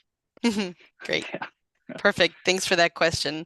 Let's carry. I know you all are waiting for your break, so let's see if we can wrap this up by 1:30. Go ahead. Noted. Okay, I didn't realize that I was between everybody and their break. Okay, I know. We can go to the next slide. So this is a really cool one. I think this is very exciting. This is an example of a cold storage partner that we have in the business demand response program. It's pretty cool. Now, okay, I didn't mean to make that pun. Sorry. As you can see, and probably assume, cold storage uses a lot of energy, right? And it's demonstrated here. I think that the fact that they were able to go from just a little bit below 700 kW down to the sub 200s, hitting in that 100 territory, that's a massive drop. So we're really excited because this means that it works, and it works better than we thought it would. Now, this is going to vary a little bit by each partner and each industry type that is in a business demand response program, right? A Target isn't going to show us the same curtailment as a cold storage facility, but it is a really good example of the potential, which is why we wanted to show it to you today. Next slide, please. And this is just an example of all the partners that we have in the business demand response program. I mentioned cold storage, and I also mentioned Target, right? They're both participating, but they're all doing their own things, right? So a Target might have HVAC controls that you can tweak and change the temperature a little bit, where someone like a Trident Seafood can actually participate and make a huge cutoff because, it's not using refrigeration for a couple of hours because they don't have to. So, results will vary by partner, but by and large, the business DR program is able to contribute quite a bit to the overall demand response portfolio. Next slide, please. And I think this is our last one. This is just a snapshot of what our EV program looks like. So we paired both EV chargers and telematics, which is just communicating directly to the car over Wi-Fi instead of using the charger to control charge, because some people don't have DR compatible EV chargers. And what we're finding is there's a lot of people with compatible EVs, but not EV chargers, as we were kind of alluding to earlier in the presentation, that are really into this. So this 540 EV number, we're tracking and trending towards more than doubling this by, I want to say, the middle of next month already. And we haven't even had a demand response program yet, or event, sorry, for this program. And we only launched on the 7th. So that's pretty cool. You know, partners like Tesla, they're probably goes without saying, the biggest slice of the pie when it comes to the EV program. There's a lot of them out there, and they're all really active participants in like that clean energy future that we're striving for. So there's a lot of them, and we appreciate them being there. We're also pairing our PSE marketplace with things like demand response pre-enrollment for EV chargers and thermostats. So we're kind of building in additional value streams for customers to maximize their rebate earnings through you know, time of purchase rebates, but then stacking additional incentives and rewards for continuing to participate in demand response programs. Yeah. Great. Thanks so Next much, slide. Tom. Yeah, I think Questions? that wraps it up. So we have about 5 minutes for questions. I see Lauren's hand, please. Cool. Yeah, thanks so much, Tom, for that update. I am curious, given, you know, that these programs do seem to be, you know, performing as expected or better, you know, better than expected. Does Puget have any kind of like long-term strategic plan to, you know, grow its flexible load portfolio? I mean, I'm thinking specifically of like Portland General Electric has a flexible load program, which is, or a flexible load plan, which is kind of that longer term strategic vision for that portfolio of services that sort of lives, you know, in the business, on the business side of things, like outside of the IRP. I'm just curious if Puget has a similar sort of internal guiding document, or if you're working on one. I would say yes, we're working on it, and we'll never be done working on it, right? So our philosophy and our strategy is always going to be informed by the outputs that are created by what we produce, right?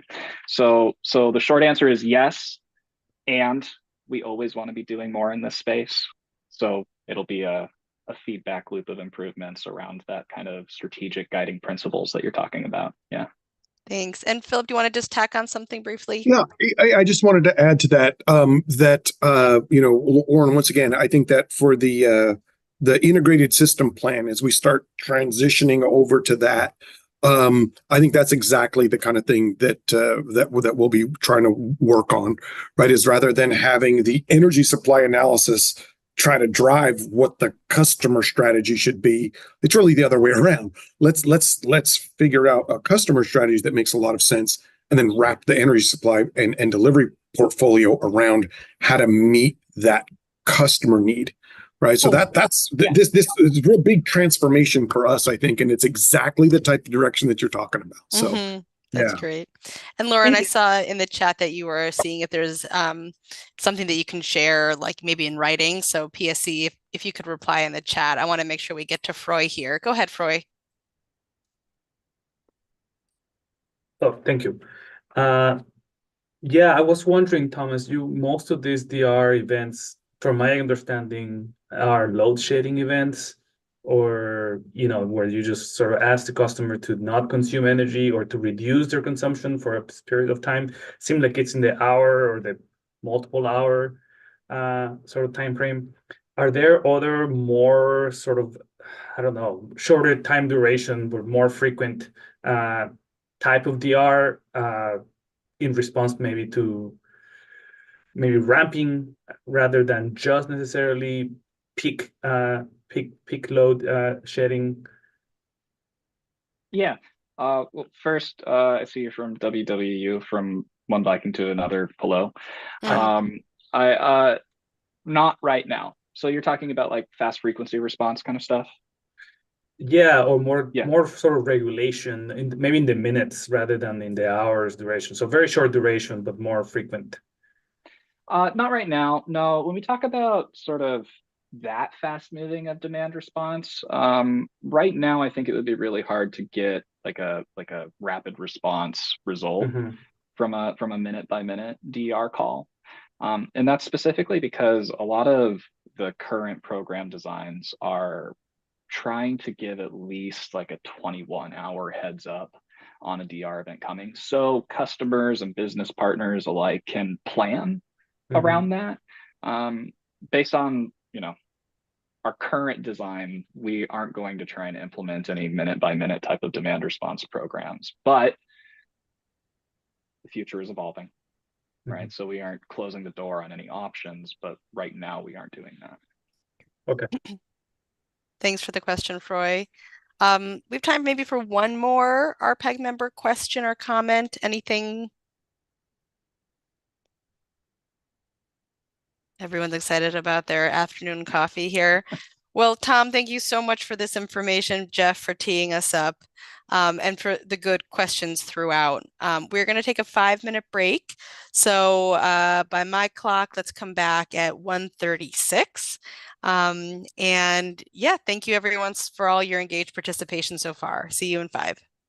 Thanks.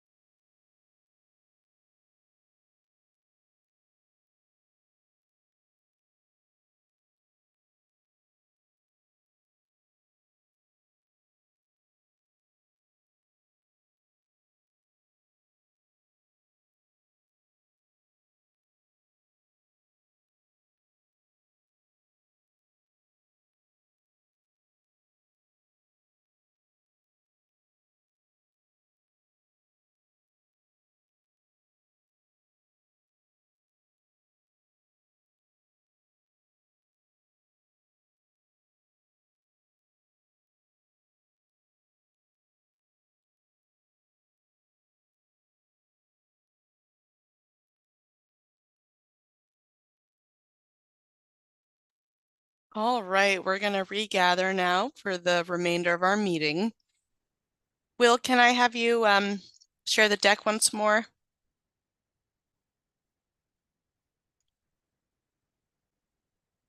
Thank you so much. Let's just see. I want to make sure folks are back. When you are back, RPAG members, either give me a thumbs or come on camera so I know that you're here. Great. Ezra's here. Froy's here. Summer's here. Let's see if anyone else. Jim's here. Joel's here. Stephanie's here. Lauren's here. This feels like the Brady Bunch or something with all the, okay. Katie's here. Beautiful. Okay. I think we have critical mass to keep us going. So Aquila's going to give us a great presentation about the conservation potential assessment for the next kind of 80 minutes. So, you know, think about the duration of movies in the 90s. So we have a nice little segment coming up here. I am going to encourage Aquila questions kind of throughout so that people stay engaged and all that. But we know there's a lot of really good information here. So with that in mind, take us away, Aquila. All right. Well, thank you. And good afternoon, everyone. My name is Aquila Valonis. I'm a principal investigator at Cadmus. I lead the planning and assessment team. I manage a team of engineers and modeling analysts that support potential studies and planning projects. So today I'm going to be talking about the 2025 IRP Conservation Potentials Assessment and touching on various components of this project. And our main focus today in our discussions is really the natural gas and electric energy efficiency potential, as well as the demand response potential and the solar PV potential. And we can probably go to the next slide and jump in. And we're in the inform and consult section of all of this, so we can continue forth. In terms of our agenda today, I'll briefly touch on the timeline and then walk through sort of the main themes of the CPA, and then high level talk about a little bit of the methodology we talked about in November. We discussed the methodology and assumptions in the prior meeting, but today we're going to be really focusing on the results of the energy efficiency potential, the natural gas potential, the demand response potential, and the solar potential. Next slide, please. High-level timeline of this project. It covers various tasks to this project. I'm not going to detail every one of them, but I will say we've completed the base case characterization in the fall, and the IRP input development for the base case has been completed in the beginning of this year. And as you can see, we're still in the electrification potential and scenario analysis of this project. So in the presentation today, I will really be covering the reference or base case results without the interactions associated to the electrification adoption. Next slide, please. This study touches on many different themes, and in the blue tiles,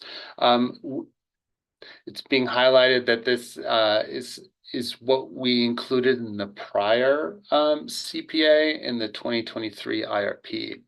The green tiles or the green themes are new to the 2025 CPA. And similar to last time, we focused on energy efficiency, demand response, solar, combined heat and power resources. We looked at electric and natural gas fuels, as well as, we're working right now through gas to electric conversion potential. And really our primary objective is to produce and update forecasts of achievable technical potential for PSE's IRP. The time horizon for both fuels is over a 25-year planning horizon from 2026 to 2050. And this involves developing detailed supply curve inputs at varying levels of granularity from service area all the way down to the zip code level. In addition, we account for underserved communities, demographics. We also include climate change over time. I'll talk a little bit more about that, as well as recent changes in codes and standards and non-energy impacts. New to the CPA is the Inflation Reduction Act and the impact of that on the potential study. We also conducted program research to assess any sort of program gaps for selected measures, really where in the prior CPA, we estimated higher potential than what the program, PSE's programs could actually achieve. And so this was in particular to the natural gas potential within that near-term 10-year horizon. And so we conducted some additional research to better align program goals to the projected potential. Next slide, please. All right, before we discuss the results today, I want to reiterate the results of this presentation really represents the reference case potential. And so this means that we're showing the potential relative to PSE's base case forecast without the electrification impacts. As I said before, we're working on that right now concurrently.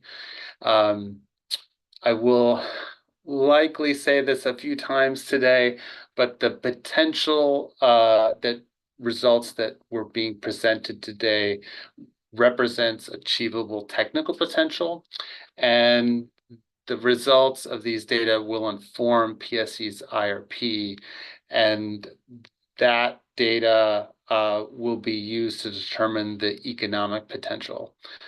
So the slides that we show in our results today really include both the economic measures as well as the non-economic measures for the achievable technical potential. And lastly, the results are at the generator and not at the meter or site. Next slide, please. One more. Thanks. All right, I'm going to briefly, next two slides is briefly to go over the energy efficiency methodology for the CPA. It's a little bit of a recap. I talked about this last time, but it's good to level set and make sure we are all on the same sort of terminology as we go through the results today. The technical potential assumes that all the technical feasible resource opportunities can be captured, regardless of their cost or market barriers. So when we're talking about technical potential, that really represents the total energy efficiency potential within PSC's service area, only accounting for technical constraints. Achievable technical potential is the portion of technical potential that is assumed to be achievable during the study's forecast, really regardless of acquisition mechanism, but it does, but the savings may be acquired through utility programs, improve codes and standards over time, and market transformation. Then we hand that achievable technical potential over to PSE to be incorporated into their IRP to determine what resources are cost effective as of part of that achievable economic potential. And that is defined as the proportion or portion of the achievable technical potential that is to be cost effective as part of PSE's IRP optimization modeling. This is in which where we provide data around bundles or individual measures that can be selected at a given cost and savings.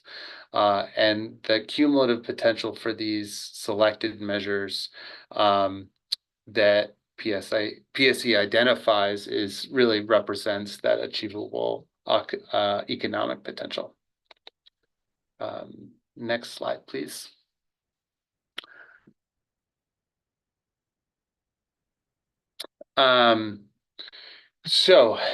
I'll briefly talk through the methodology.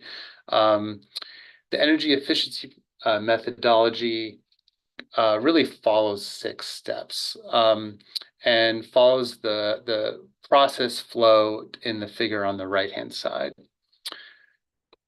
We start by compiling measure data. This involves gathering measure and utility data, including utility sales forecasts by sector. Then we disaggregate those sales by developing a bottom-up end-use consumption baseline forecasts. And then we develop an energy efficiency technology savings as well as measure consumption, as measure costs assumptions. The energy efficiency technology savings are applied against to that baseline forecast to determine the technical potential by accounting for all the measure characteristics like savings fractions, applicable fuel shares, equipment saturations, feasibility constraints, any sort of measure interactions. After we estimate the technical potential, then we determine the achievable technical potential by applying achievability market factors. And then next, we calculate levelized costs for each measure.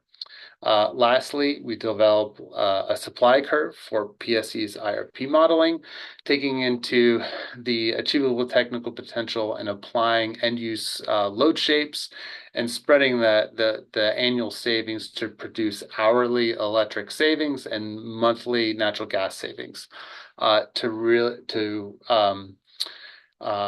calculate and provide the results for each of those electric and natural gas resources by levelized cost bundle. The levelized cost bundles represents the energy efficiency potential at a total resource cost or a net total resource cost basis. And that essentially will tell you how much savings of potential there is at a certain cost. I think, next slide. Gather your questions, everyone. We'll take a pause after this one for some Q&A. Okay. All right. So as I mentioned before, we're estimating the technical and achievable natural gas and electric energy efficiency potential for PSE's residential, commercial, industrial sectors. This includes street lighting and indoor agriculture as well. The following list highlights notable inclusions within the study and that are included in the reference case results that I'll show today. First, we included federal and state and local codes and standards. New to this study is that we incorporated the 2029 furnace standard that was published as of December 2023. Based on state and local codes, essentially we modeled that all new construction is considered electric with no natural gas load or potential within the residential new construction segment. In addition, we accounted for climate change of weather-sensitive measures. This was done by incorporating weather impacts on end-use consumptions over time, really based on PSE's load forecasts and future weather changes. This study also includes recent updates to non-energy impacts based on PSE's business cases. That includes a range of NEIs such as health and safety, comfort, productivity, ease of selling and leasing, etc. The next piece of this is that this study also characterizes potential for underserved communities. This is based on PSC's assessment of vulnerable populations. We leveraged this data from the 2023 CPA using CETA and the Clean Energy Implementation Plan as a starting point, and aligned with the geographical areas to inform the potential for actually for highly impacted communities and vulnerable populations. Through that process, we determined that vulnerable population data really best aligns with the CPA geographical areas, as well as just how we can align and disaggregate the data to zip codes, that the vulnerable population was the best suited and was selected as the primary identifier for this study. Next, we reviewed and revised ramp rates that impact the rate of adoption of energy efficiency measures. This was really based on the program research that I mentioned earlier, as well as some good PSE discussions throughout that process. We projected the IRA as well as the federal tax credits 25C that identified measures that would impact the rate of adoption. And essentially we slightly sped up the rate of adoption for those selected energy efficiency measures, as well as that those measures would also impact the levelized cost calculations, and that would transfer into the levelized cost bundles impacting PSE's IRP economic modeling.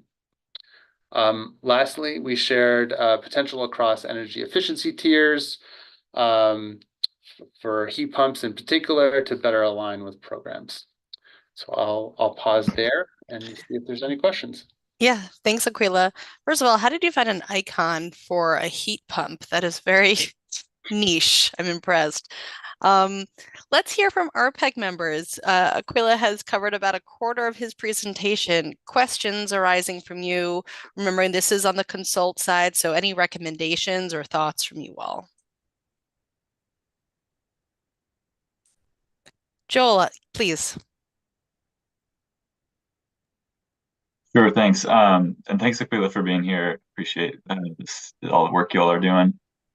A couple questions. One on the ramp rate here. I think this is something that you talked about in the 2023 electric progress report cycle as well, the potential for adjusting ramp rates to better reflect kind of the reality on the ground.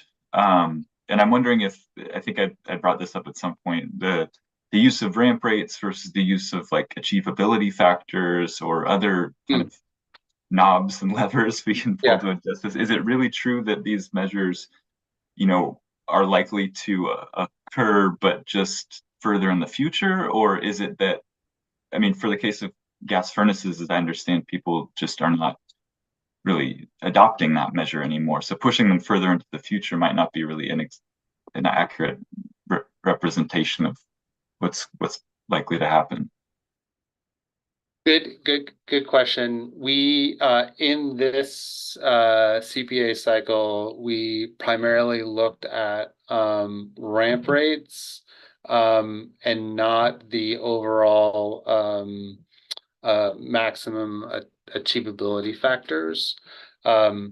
With that said, in some of the ramp rates where we identified measures that needed to slow down, that sometimes that actually does change the maximum achievability factors when we're aligning with the council rates.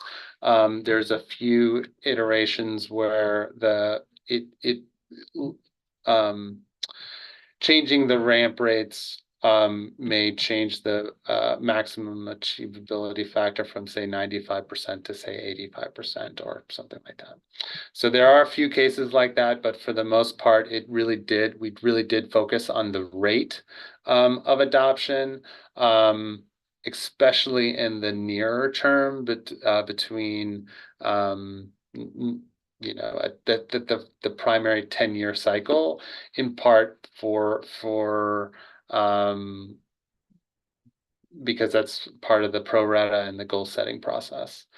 So we didn't look at adjusting the overall maximum achievability factors, just the ramp rate. So you're correct to say that we were shifting more things into the later years for some measures. And the other question I had, appreciate that response and clarification.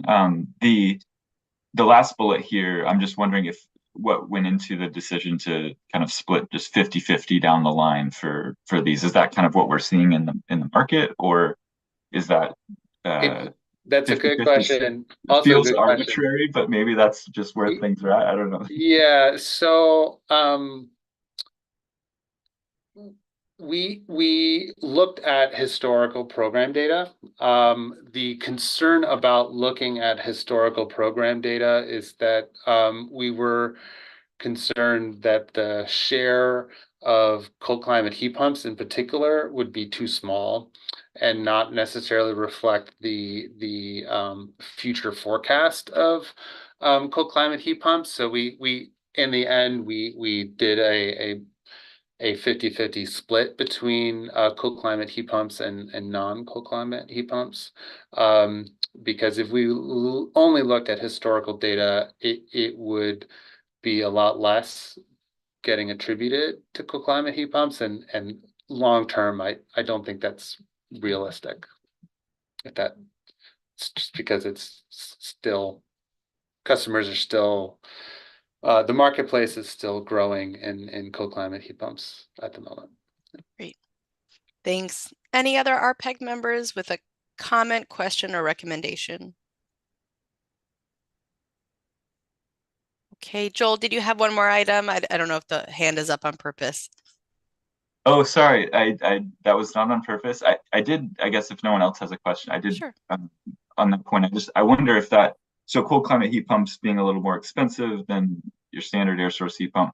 I guess the concern I would have, and I'm not sure how all this kind of works out and feeds into the model, would be that we might be over inflating the cost of the measure. Is that a valid concern? Is that how that works? We have it, each measure is looked at individually in terms of the levelized cost.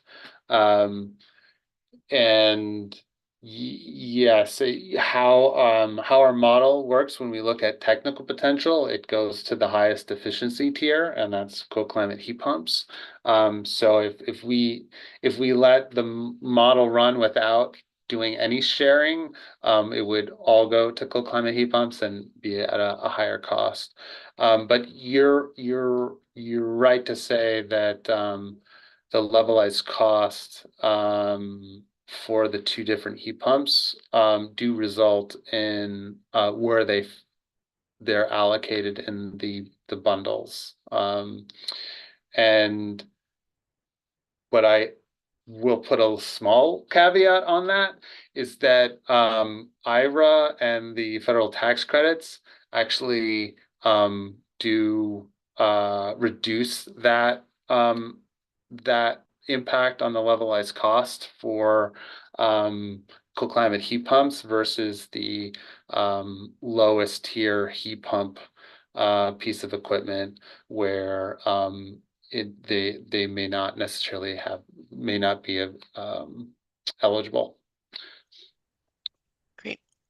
Well, thanks, Aquila, for that response. I'm going to encourage you to keep moving along. We'll do another intentional pause after slide 58, but if there's a question before then, we can keep it flowing. So carry on.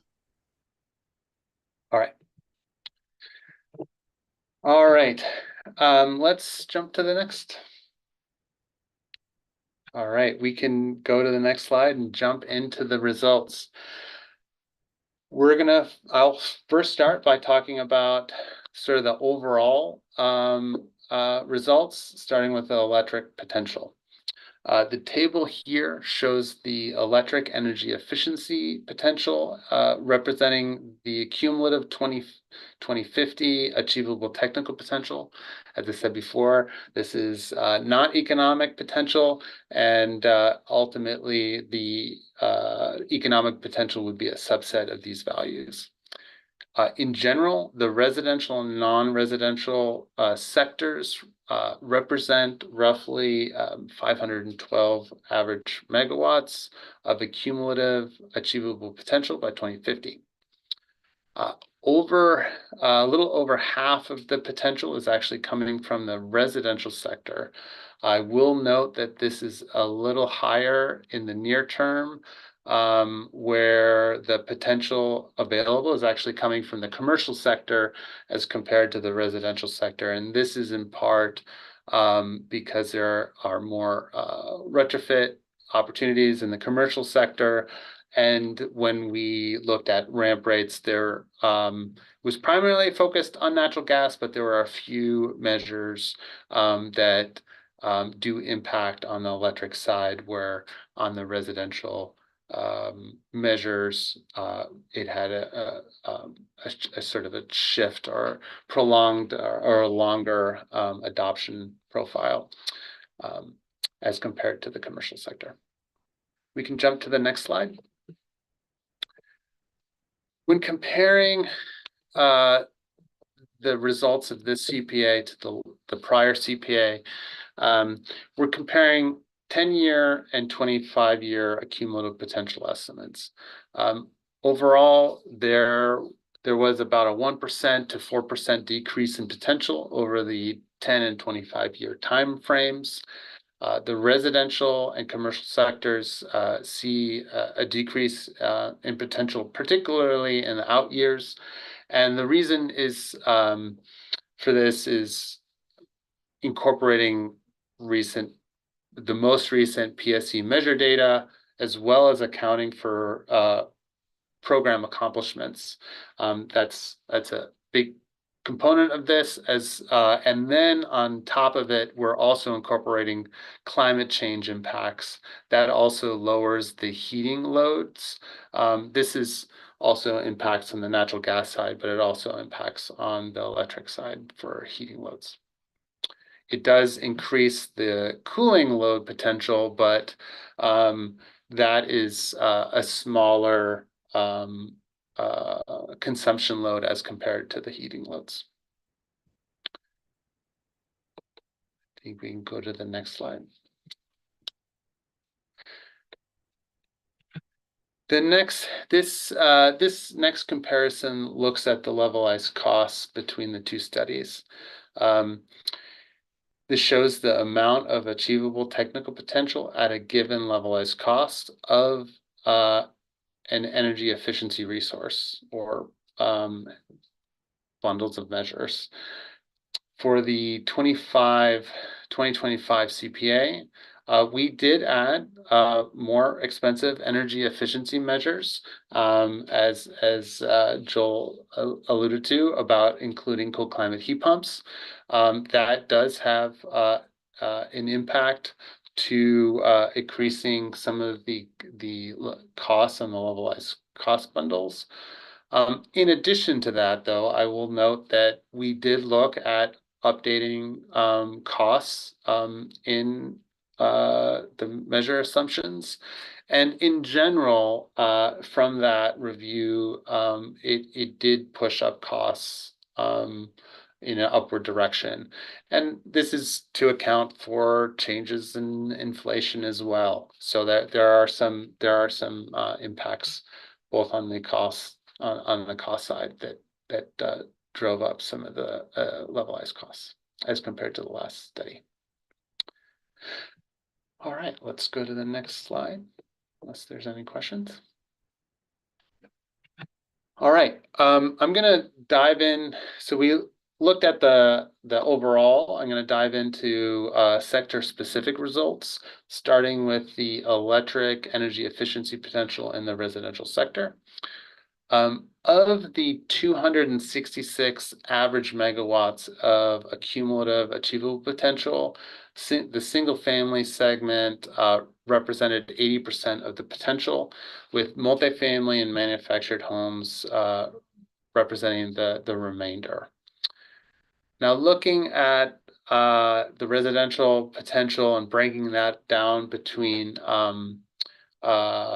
vulnerable populations and non-vulnerable populations, 35% of the total potential, residential potential, roughly 92 average megawatts, are represented by vulnerable populations across all segments. Space and water heating end uses make about 2/3 of the overall residential achievable technical potential, or 167 average megawatts. And I will note that the heating end use here, as it's being categorized, represents both equipment upgrades as well as weatherization improvements and equipment controls like thermostats or smart thermostats. The new construction potential, you can see in that the figure on the bottom right, the new construction potential does accelerate over time, in part because all new construction additions, customer accounts are all electric. And so that requires a new heat pump and all electric equipment, essentially, for the residential new construction customers. And there is opportunities for new construction customers to upgrade to, say, cool climate heat pumps or a heat pump water heater. So there's available potential there. Why don't we go to the next slide?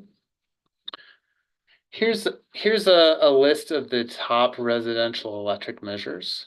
Again, please note that this is not the top economic measures. Some measures may have high levelized costs. Really, heat pump technologies represent the bulk of the top measures, from heat pump dryers, heat pump water heaters, ducted, ductless heat pumps for space heating. So heat pump technologies is a large component of the overall residential potential. We'll note on the table, or the box on the right, just highlighting some of the changes from the last CPA that we're incorporating. We've incorporated the most recent PSE business cases, RTF updates for selected measures like lighting, water heaters, and weatherization. We added cold climate heat pump measures, accounted for cold climate program accomplishments, accounted for state codes, modeling all electric new construction. There's a circular pump control that is required for single family and new construction. We accounted for, as well as updated ramp rates to align with PSE programs. as I said before, incorporated the IRA incentives and did change the adoption rates for those selected measures for IRA to slightly speed up their adoption over time. And I think I already alluded to the others. Let's see if there's no questions, I can keep going. I have a question. Yeah. When you have something like speeding up adoption, does that increase? Aquila, are you having a hard time hearing Ezra, or is that just on my end? I had a little hard time hearing, but I think I heard half of that. So if I understood your question, Ezra, is your question was changing or speeding up the ramp rate increase the overall potential? The answer is no. If the ramp rate is increased because of the IRA incentives, is that easier to hear me? Yes, thank you. Okay. If it's increased because of the IRA incentives, does that increase the potential, or does that actually decrease the potential because there's more natural adoption? It by 2050, it doesn't change the final result, right? It's still the overall achievable potential in 2050 is unchanged. It's the rate in which you get to that potential over the time horizon. So IRA speeds up the early years of adoption. So incrementally in a given year, in the first 8 years where IRA has where the funding is applicable, does speed up adoption. So incrementally in the first years of the study, there's more potential. Long term, the overall potential has remained unchanged. Does that help answer your question? It does. I'm just, one question I'm sort of trying to understand throughout. I mean, you're giving us a lot of information, but when you have something like increasing appliance standards, that actually decreases the utilities potential, right? That's right. Okay, but that's not the case with these incentives in your view. That's right. That the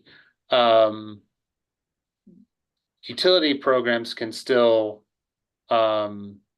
support IRA and support customers that are adopting energy efficiency measures. And that's still the case. So for example, heat pumps are still voluntary. And so through IRA and PSE incentives and support, customers can still do that. And so programs can still capture those savings over time. Does that help, They Ezra? just might be a little more cost effective because of the other incentives. That's right.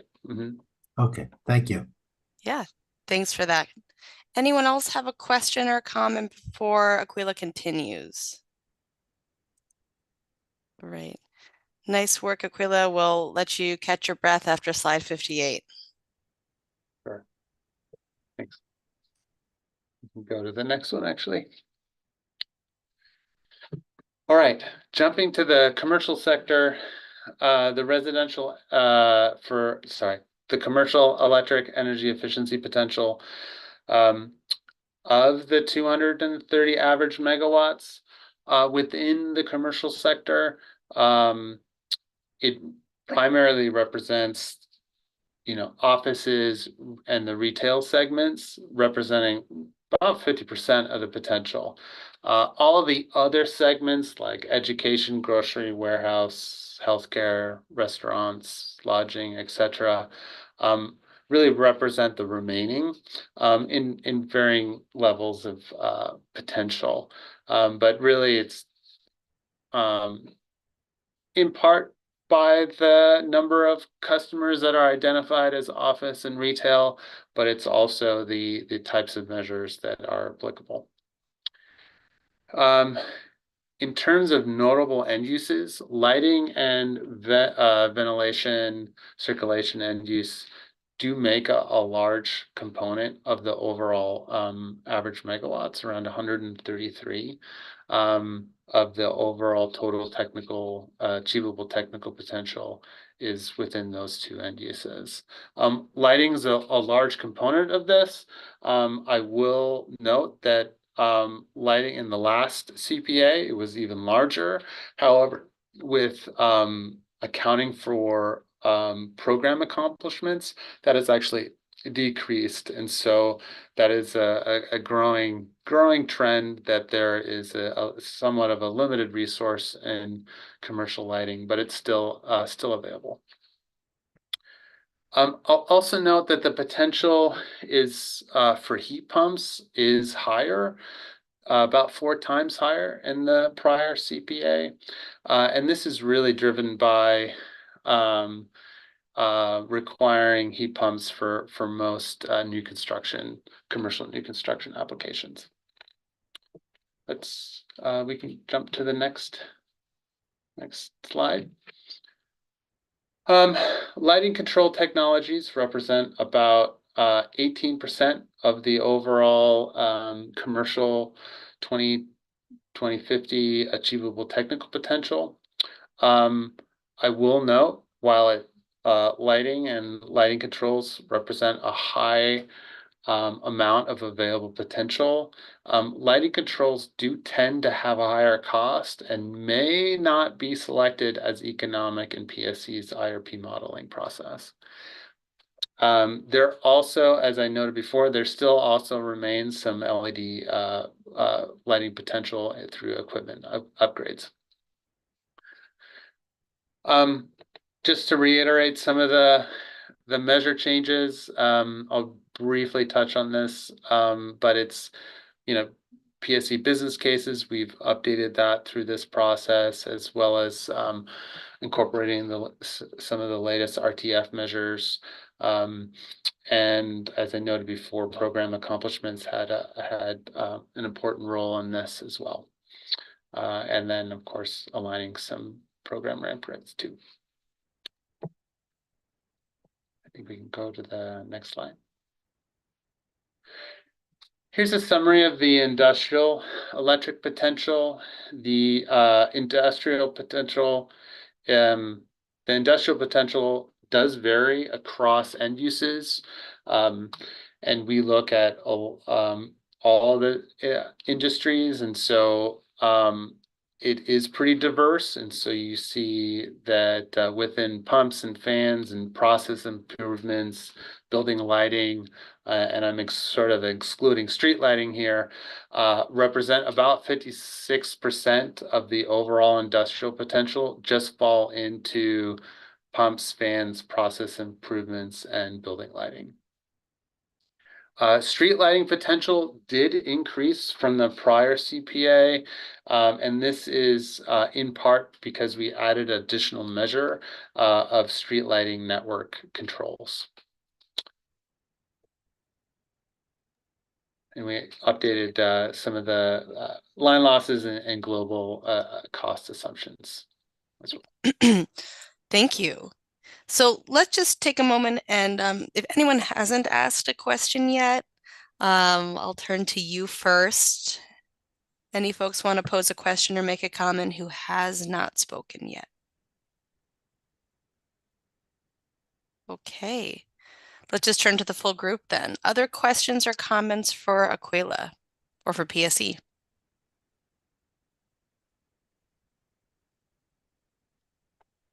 Right. Aquila, your slides are too good. They explain everything.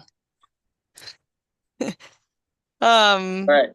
Very good. Yeah, keep chugging along, and people people jump in as different issues arise. Yep, we can jump to the next group, talking through the natural gas energy efficiency potential. And it's similar slide set for the natural gas side. The table here shows the natural gas energy efficiency potential that represents the cumulative 2050 achievable technical potential.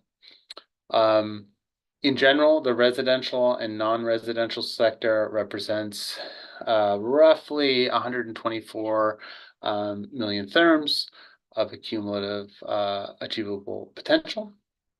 Roughly 63% of the 2050 potential is coming from the residential sector, primarily coming from water heating upgrades, weatherization improvements, especially in the latter years of the study.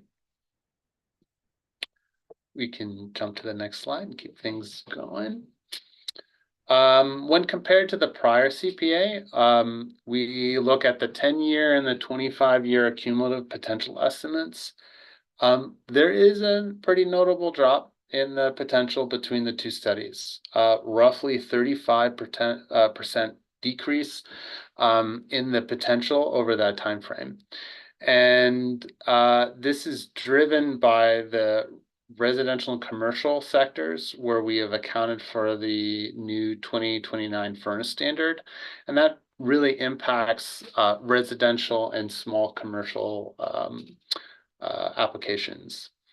The standard change really is changes the AFUE requirement essentially from an 80 AFUE to a 95 AFUE. So essentially removing most of the energy efficiency furnace potential available.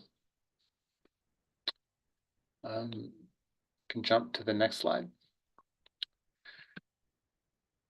The next comparison looks at the levelized cost between the two studies. As you see, there's a similar lower cost potential in the lower cost bundles, but there is less overall potential due to that furnace standard that I was mentioning, and impacting more of those expensive bins where those equipment measures are located. And as I said before, we updated some of the economic assumptions like line losses and global cost inputs. We can jump to the next one. Now we're gonna jump into very similar like electric. We're gonna jump into the sector specific results. The residential potential. We'll start there with 78 million therms of the cumulative achievable potential is within the residential sector, and that really represents most of the single family segment where it has most of that potential. This is in part because that's really where we see the predominant end uses. You don't see that as within multifamily or in manufactured homes. The vulnerable population potential represents about 25% of the overall residential achievable technical potential, around 19 million therms across all segments. This probably maybe is obvious, but space heating and water heating end uses make up most of the achievable potential. And as I said before, the heating end use does include equipment upgrades as well as retrofit improvements such as weatherization and smart thermostats. The other end uses are pretty small. Dryers, cooking, pool heating, for example, are pretty minimal, and most of the load is within space heating and water heating. There's no new natural gas potential within the residential sector for new construction being modeled. All right, we can jump to the next slide. Here's the list of the top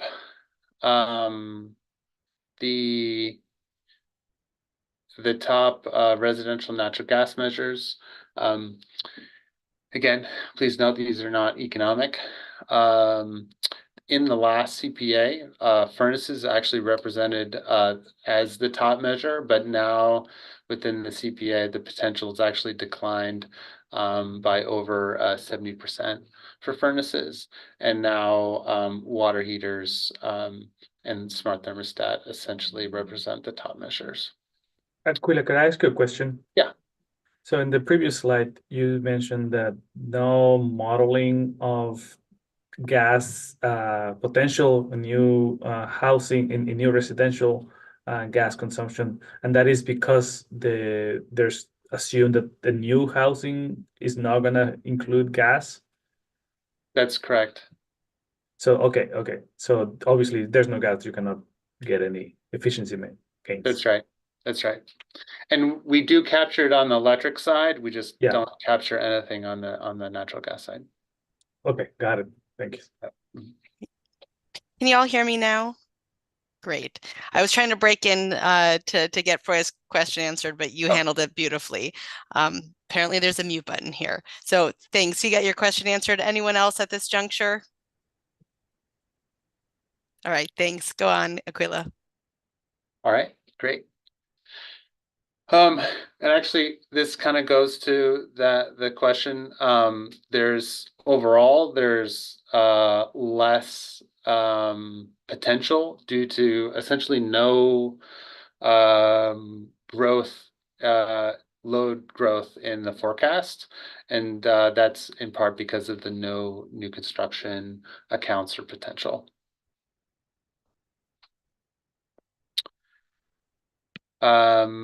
Yeah, already mentioned the natural gas furnaces. I will note there's two elements here. There's incorporating the 2029 furnace standard, as well as there has been a recent evaluation of furnaces for PSE, and we looked at that and incorporated that into the potentials assessment, and that had a lower per unit energy savings value than previously estimated.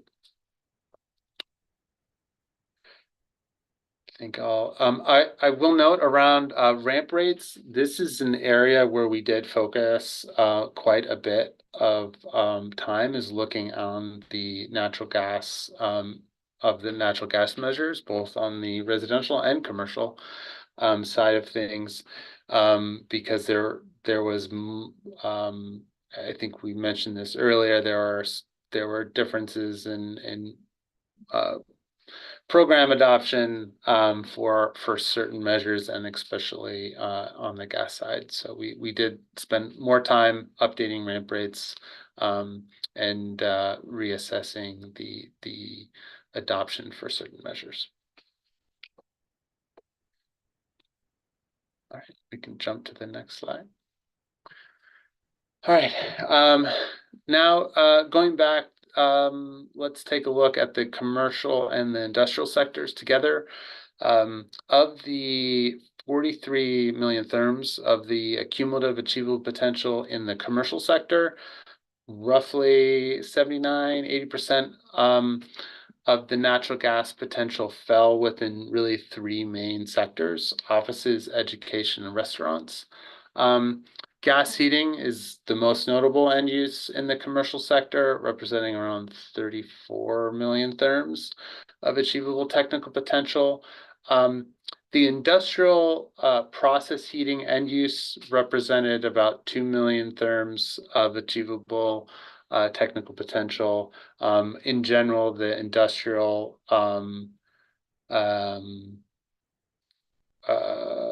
customer load is relatively low, and so you can see that it's compared to commercial, it's quite small, but most of that is in the process heating.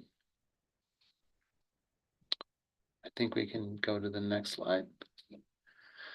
I'm kind of combining both commercial and industrial measures here on one tab or one slide. The top commercial measure list includes building optimization, commissioning, and energy management systems. Other top measures include weatherization and window replacements.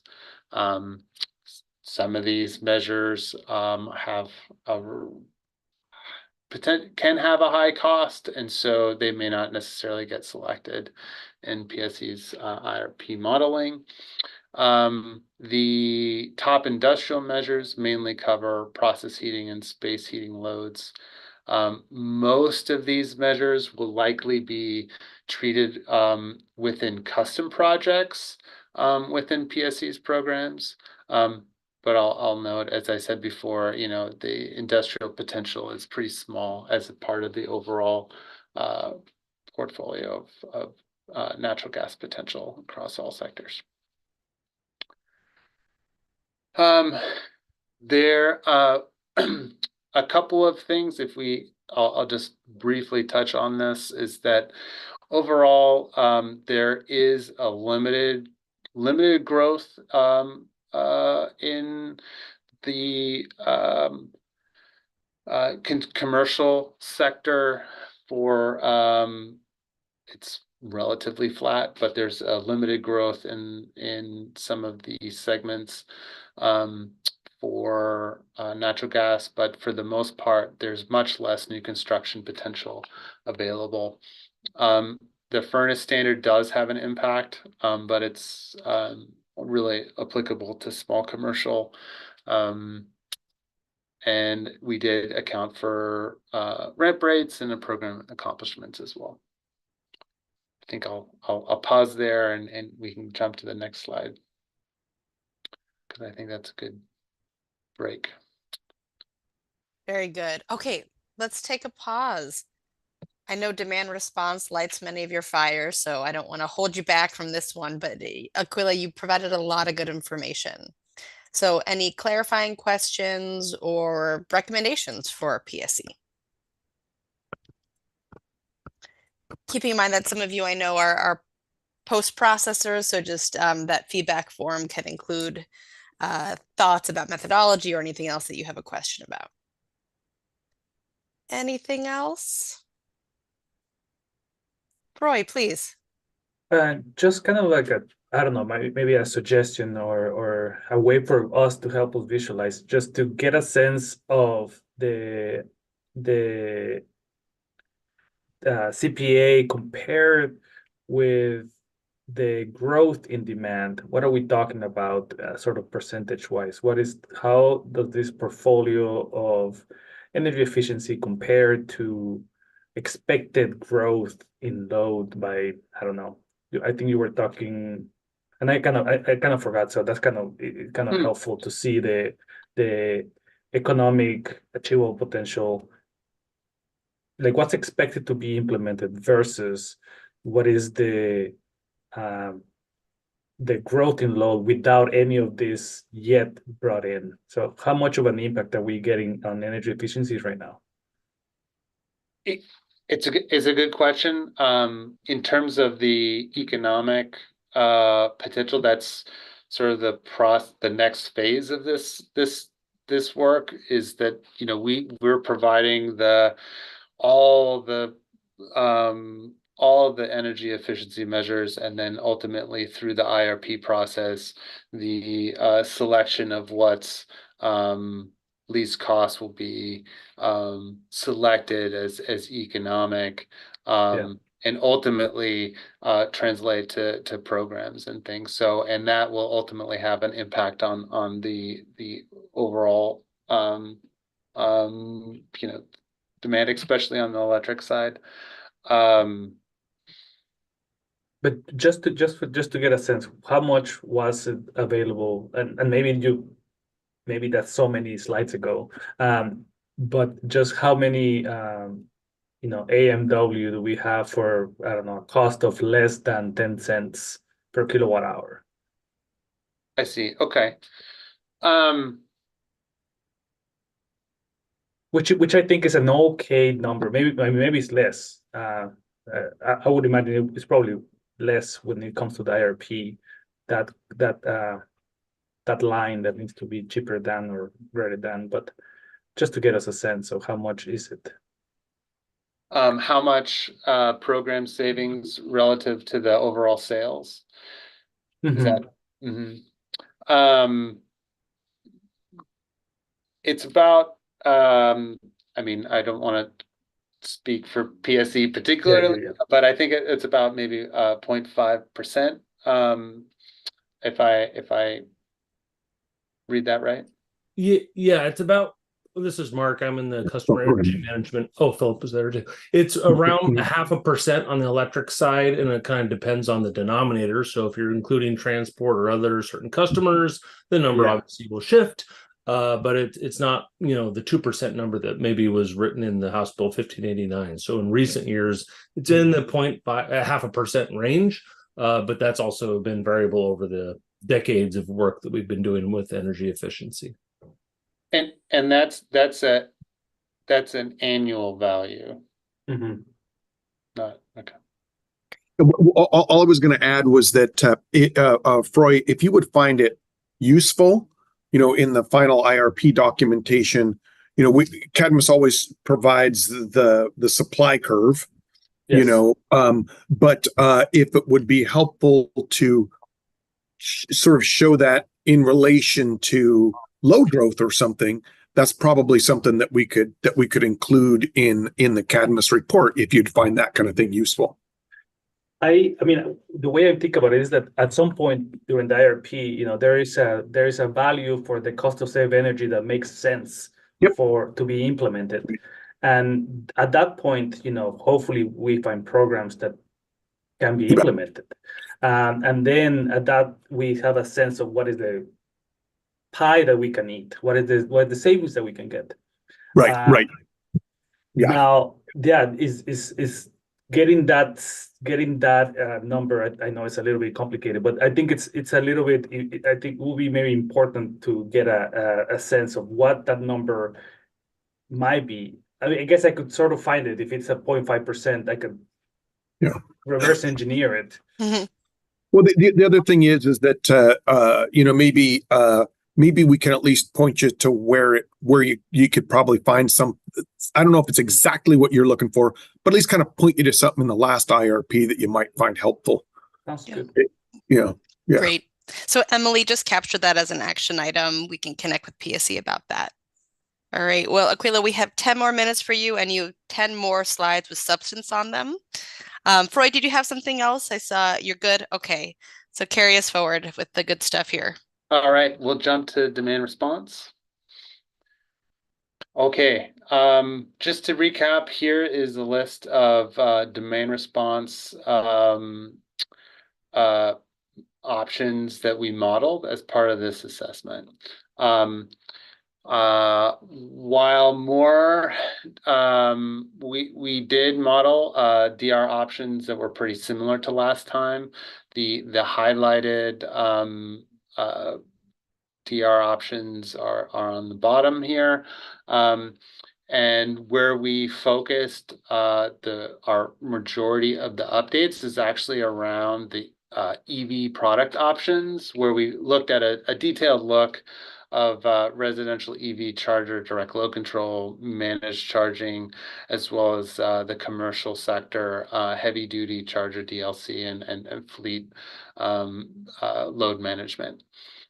We also looked at time of use and peak time rebates that offer incentive to encourage, peak time rebates offer incentives to encourage shifting of loads or reducing loads during a peak event. And then we also looked at behavioral DR, which is similar to peak time rebates, but without an incentive. It's more similar to home energy reports, but designed to encourage peak demand reductions instead of energy reductions. Jumping ahead, we can go to the next slide. A few notable changes from the prior 2023 CPA. We updated the EV forecast. The current EV forecast is well over 1 million. It's more than that, actually.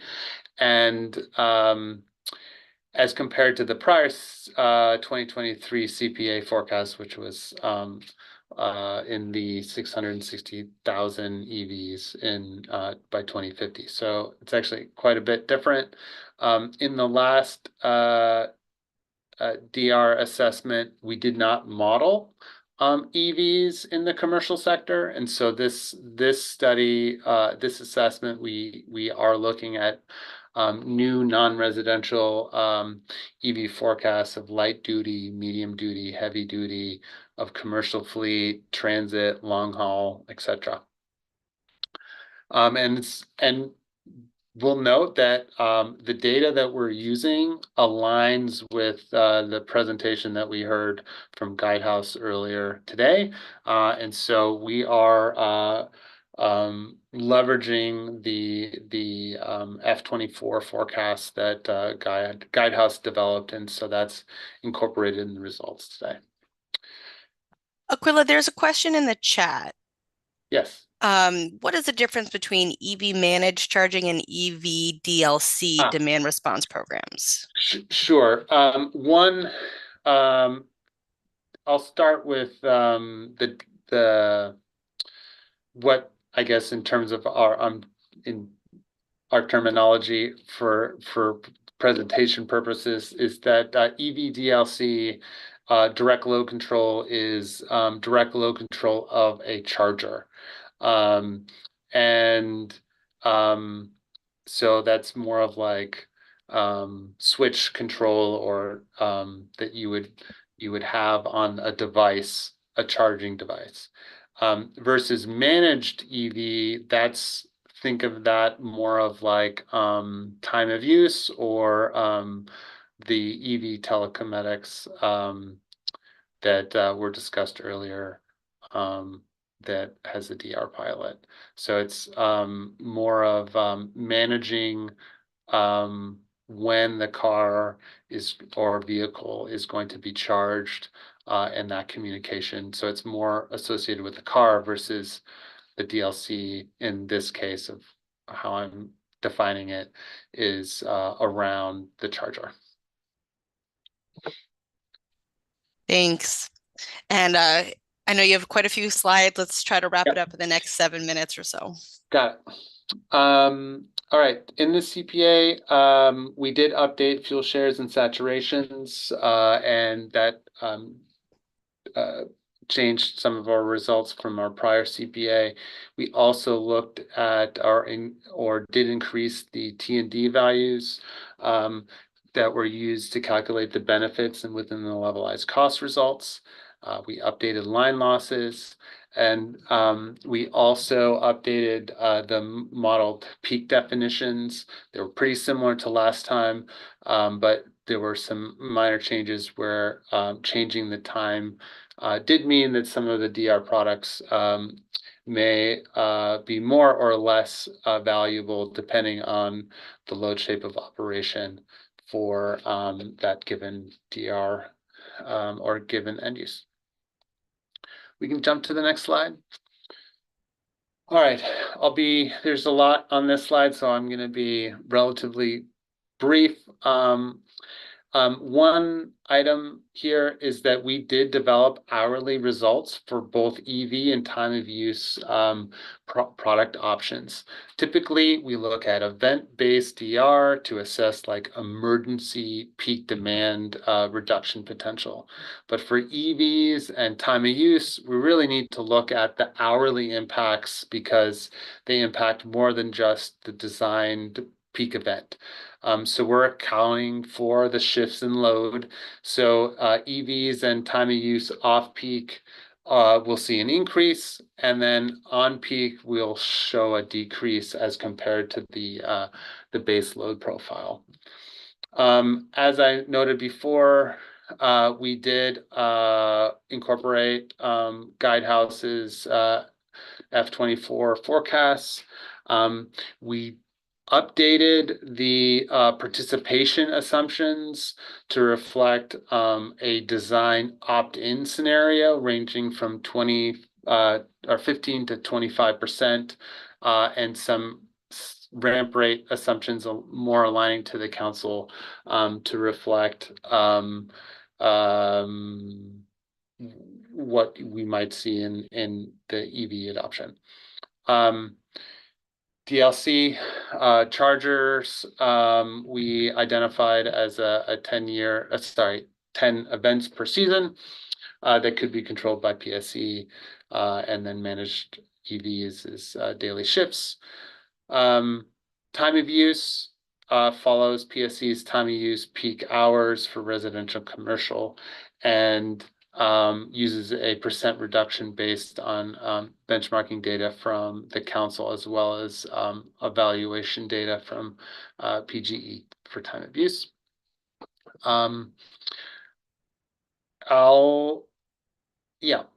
We applied annual reductions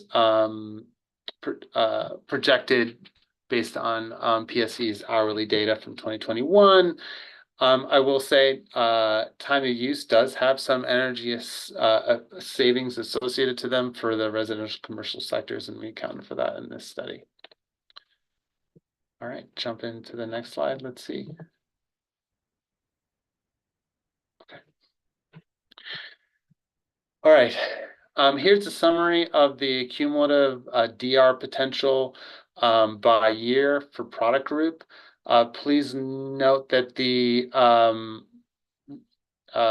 residential DLC and commercial DLC categories, honestly, they do include both the managed and the charger control, EV charger controls in these figures. So combining the two, but overall, they represent 48% of the overall winter DR potential. So EVs has a pretty large component, around 441 megawatts from, sorry, I said that wrong, covering a large, I don't have the right number in front of me here, but does cover roughly half, so 300 and change megawatts from both the commercial and residential sectors. Residential space heating and water heating, DLC direct load control is the second largest potential. That's coming from smart thermostats and water heating switches, representing around it combined around 200 megawatts. Great. Aquila, do you want to give us the cliff notes of that rooftop solar section before we wrap up? Sure. And I will say, here's this, if we jump to the next slide, summer result is very similar to winter results. And then we can go to the next piece. This I wasn't going to get into it anyway, but it provides a comparison between the two CPAs for your viewing pleasure at a later date. But there's a lot of detail in here, but I wasn't going to get into it anyway. So it's good that we transition to the next. And go to the next two slides here. Rooftop solar cliff notes. Similar analysis as last time in the last CPA. We did use NREL's distributed generation market demand model to essentially model customer adoption of rooftop solar, and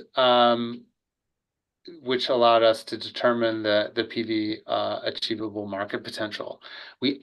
New to this study, we did do a bottom-up analysis using Google Project Sunroof to do more of locational analysis of zip code level potential that's available.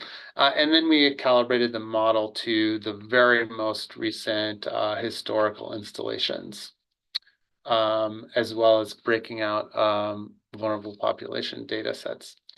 We could jump to the next slide. All right, so overall, The residential sector represents roughly 1,000, a little less than 1,000 of achievable nameplate capacity by 2050. And that translates to around 112 average megawatts. Commercial represents 747 nameplate capacity. The vulnerable population is 25 megawatts of nameplate capacity. That is not a subset of residential. The residential category there in that in the table as non-vulnerable population, and then residential is vulnerable population. I'm sorry, the two rows they're exclusive. And then wrap up your next two slides if you can. Yep. The main takeaways is that the comparison between the two studies are pretty similar. The 2025 CPA commercial solar potential is a little bit higher than the prior CPA, and this is in part contributing to the incorporation of the historical data as compared to what we've seen in the last few years. So increase in solar adoption in the commercial sector has increased our model results. We can jump to the next piece. This is more of a graphical representation by zip code between the 2026 and 2050.